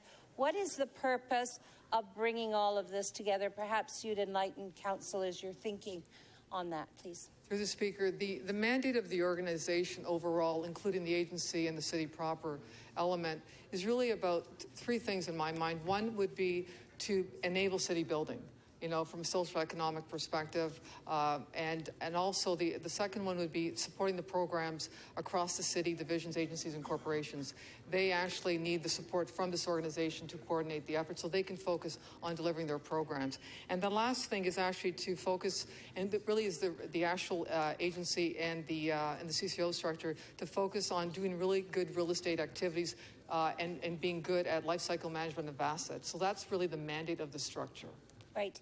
And would you describe this as kind of looking at the public interest rather than the budget interest and seeing how we can bring things together? I'm looking at, yes, he's almost gone. And looking at how we can bring agencies of ours together, whether it's library, TTC, all working together and breaking down some of the silos that we've experienced in the last few years. Through the Speaker, definitely enablement of coordination across the city-wide and integrated planning is really the biggest opportunity here, and making sure that the public interest is always at the fore. Right. I would just leave with this not question, but to thank you and your team. I think you've done a remarkable job and thought out of the box, which is always the creative way in which our staff brings pieces forward. So thank you very much for that. Thank you. Here we go. Councillor Perks, questions? Yes, thank you, Speaker. To the Chief Corporate Officer. At times there were some rather lively debates about the mandate and purpose of some of the predecessor organizations, and I want to understand better the mandate for this. One of the particular points of contention is, for example, some felt that the purpose of Build Toronto was to sell assets and generate cash. My understanding is that what we're proposing here is not organized to do that, but is rather organized to better integrate our real estate holdings and to enhance public services. Is that understanding correct? Through this Speaker, definitely that is a requirement. And as we're looking at all our properties overall, we'll be looking at where the potential is to optimize what we have as an organization. So you're correct. Sorry, to unlock land value, which is what we're really talking about, that we actually need to do a lot more as an organization. There's great potential in using our land for building community hubs and the opportunity to do a lot more of that. So this is about providing public services, Absolutely. not providing the cash to pay for some public service somewhere else. It's to create the opportunity to create opportunities from a community perspective. Absolutely. Thank you. That's it. Thank you. Councillor Grimes, questions? Thank you, Madam Speaker. You mentioned unlock land value, and I know you'll know the answer to this because I've asked you before. So I just took my board exhibition play through a strategic plan, and I've talked to the library chair there. Let's say the library board wants to build a new library, or Exhibition Place wants to build a water park. So we've gone through a strategic plan. What is the role of these boards going to be at the end of the day? What do I tell my board when this passes today? Through the Speaker, what we will be doing, and obviously we've had this dialogue, this organization, the new real estate arm, will be supporting the Exhibition Place or the library as to what the requirements are. And what they'll do is they'll outline what their needs are and what the requirements are, and this organization, this new real estate arm, will be supporting the programs, whether it's the exhibition, the library, or any other groups, to be able to perform the activities necessary. Yeah, so we're trying to unlock land value as a board. And this...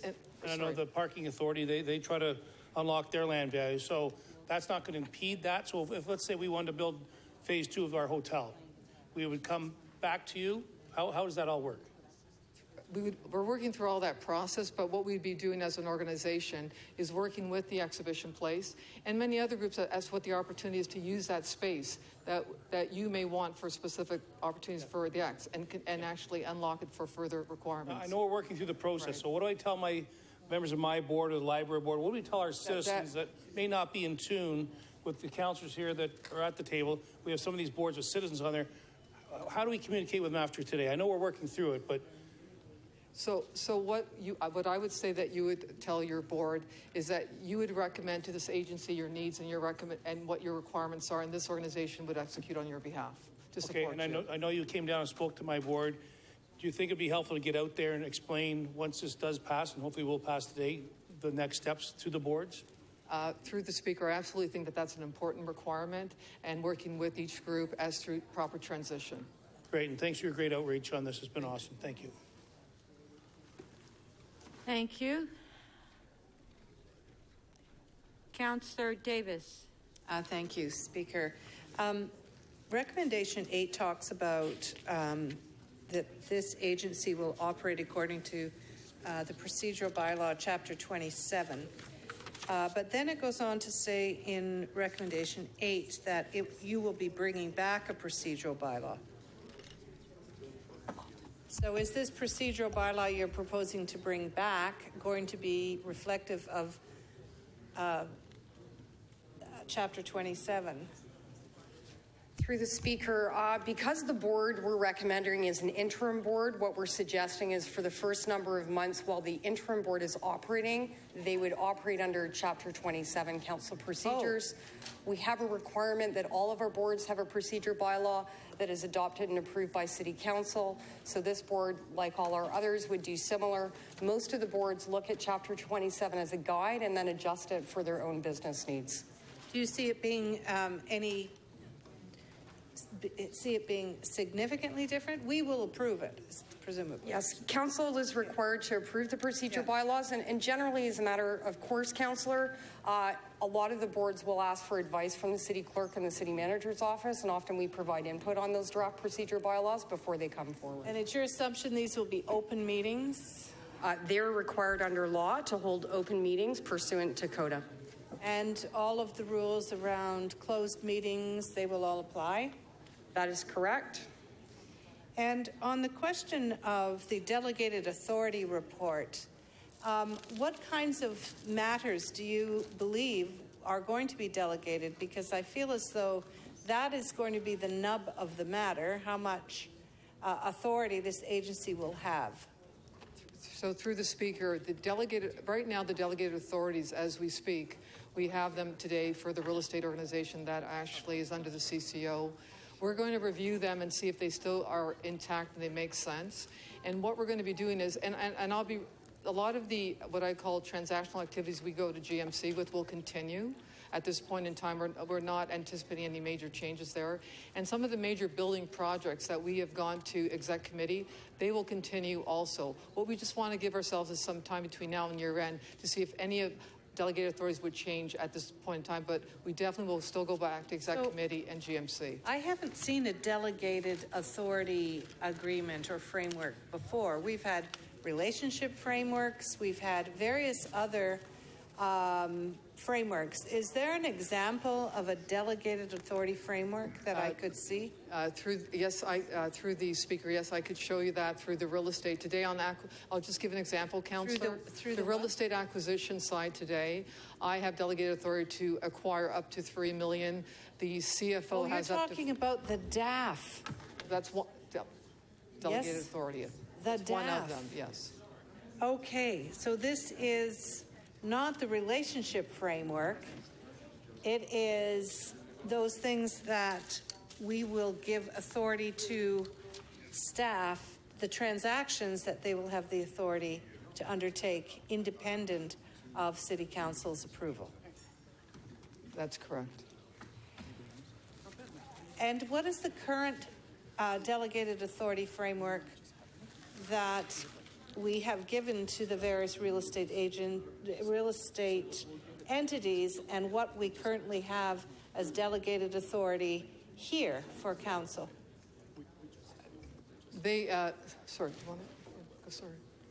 Through the speaker, most of our agencies don't have delegated real estate authority. Most of them have to go through the chief corporate officer. We do have a few that have delegation of authority related to real estate that's included in their establishing municipal code chapter. So is our intention to give this organization greater delegated authority than currently we have? Through the speaker, will be they have? Through the speaker, we'll be coming back by Q3 with the request. No, my question is the intention to bring back something? It's hard because that's the meat of the issue here. At this point in time, we don't think there would be a change. Okay, because BUILD has delegated authority. And are you going to propose the same kind of delegated authority? We will be coming back in Q3 with the delegated authorities that we have today and demonstrate to council what any changes are, which we believe are minimum. Okay, thank you. Councillor Karygiannis. Thank you, Madam Chair. Through you to staff.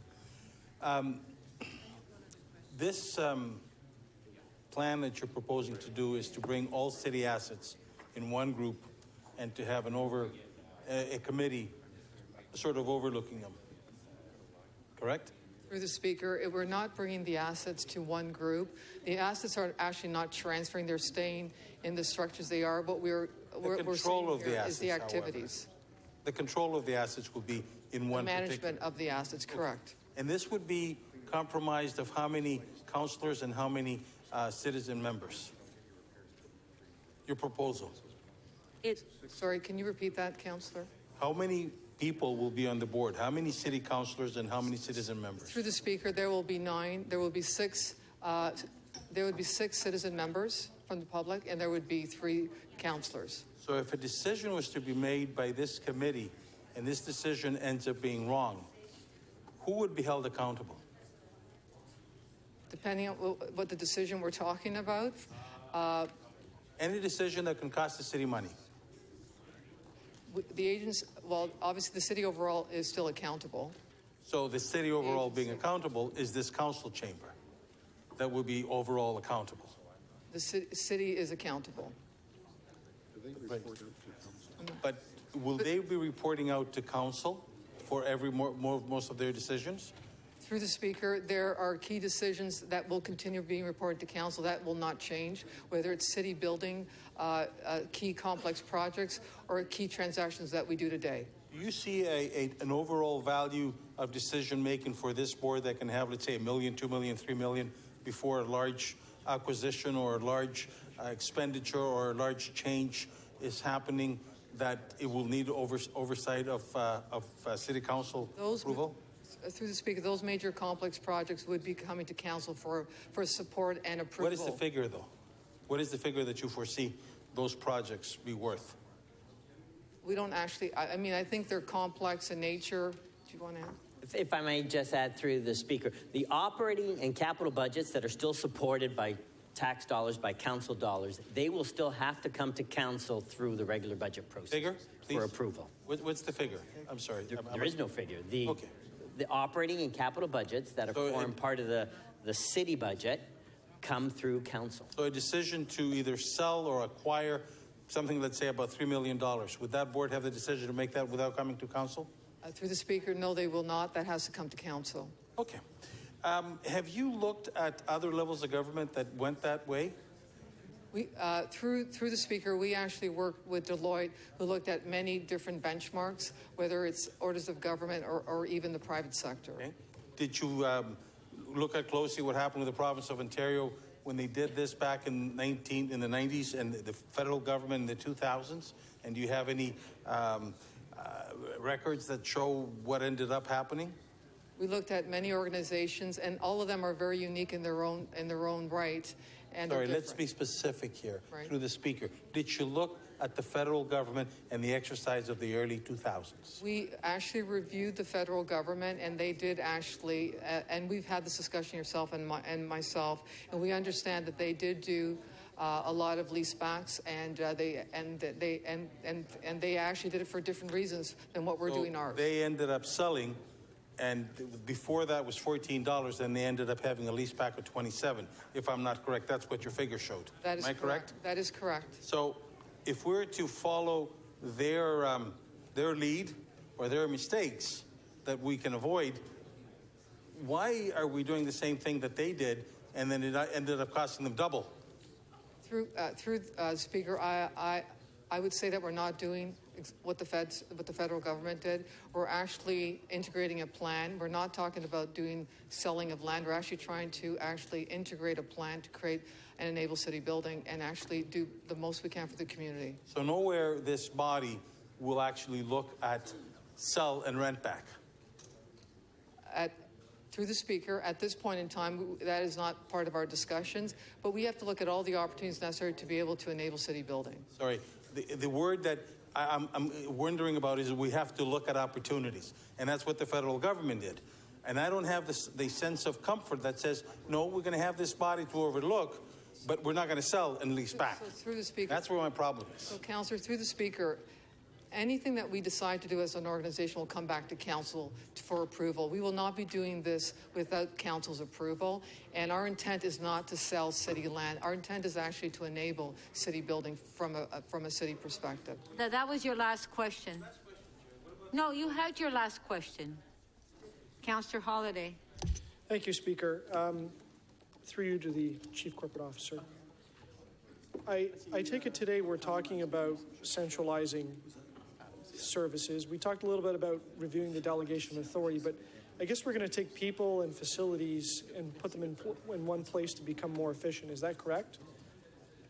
Through the Speaker, there is elements of that. Yes, that is correct. Certain activities, yes. So the other criticism, I guess, of any big government, and why would this city be no different, is that we often are in those situations where we've got lots of moving parts in an organization this big. And the joke is the left hand doesn't talk to the right. And sometimes we make a transaction over here that the other hand didn't know about. Is the intent of this organization to try to solve that issue by centralizing some of the decision making that would happen at the board? Through the Speaker, that is correct. That's exactly what we're trying to do. Can you tell me a little bit about the mechanism below the board that will deal with the strategic focus, the cross-divisional, cross-organization, cross-client focus that will actually be the magic that makes this happen?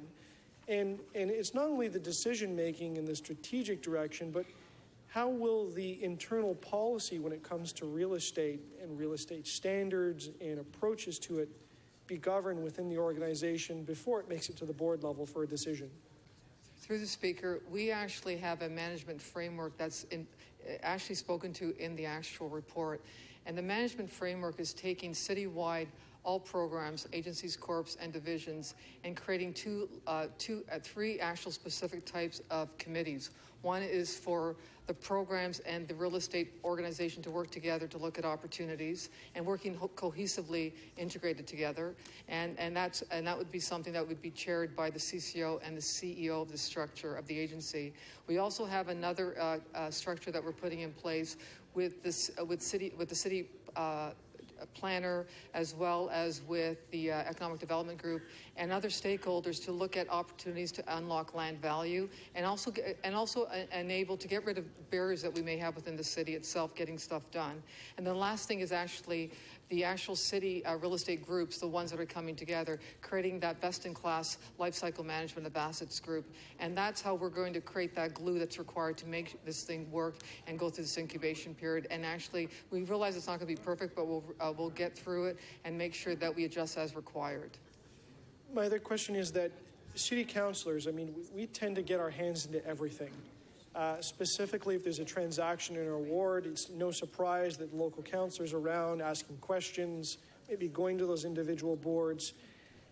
What vision do you have in the way that this organization will interact with individual councillors? And I will temper that with, there's probably a balance in connecting with a councillor, but not having that councillor the ability to overreach and create some firewall and some independence for this organization to remain strategic should there be a difference in opinion with respect to a real estate transaction. How will you strike that balance and that consultation with councillors? So through the Speaker, in actual fact, we have a client relationship management role that is part of this operating arm.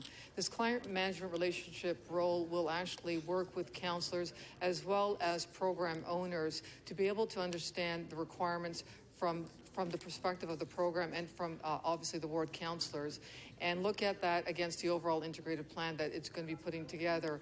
And what's important here is the golden nugget here is to actually develop that plan up front, look at and harmonize it across the city, so we don't get into those situations that you talked about, that there is agreement as to what we're going to be doing and what we're not going to be doing. But that will be done in consultation across the organization. So the first year, in actual fact, is building that integrated plan that is integrated, harmonized, and actually looking at potential duplications, and that we can actually leverage as an organization, across the organization, opportunities to actually get more effectiveness in how we use even our resources overall. Okay, and last question, we talked about the role of council as having oversight.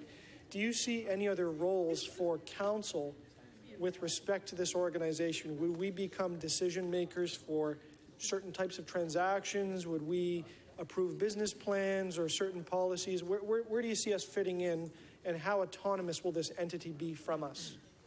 So through the Speaker, there is a page here that actually articulates in the report actual council's accountability. And basically, council will approve the overall long-term plan, the overall portfolio plan. Council will be seeing transactions that are related to specific complex building transactions and certain transactions they see today. They'll approve the budget itself, and council will also be approving the CEO, ratify the CEO appointment for the agency also, which is a bit different than what we have today. Okay, that was your last question. Thank you.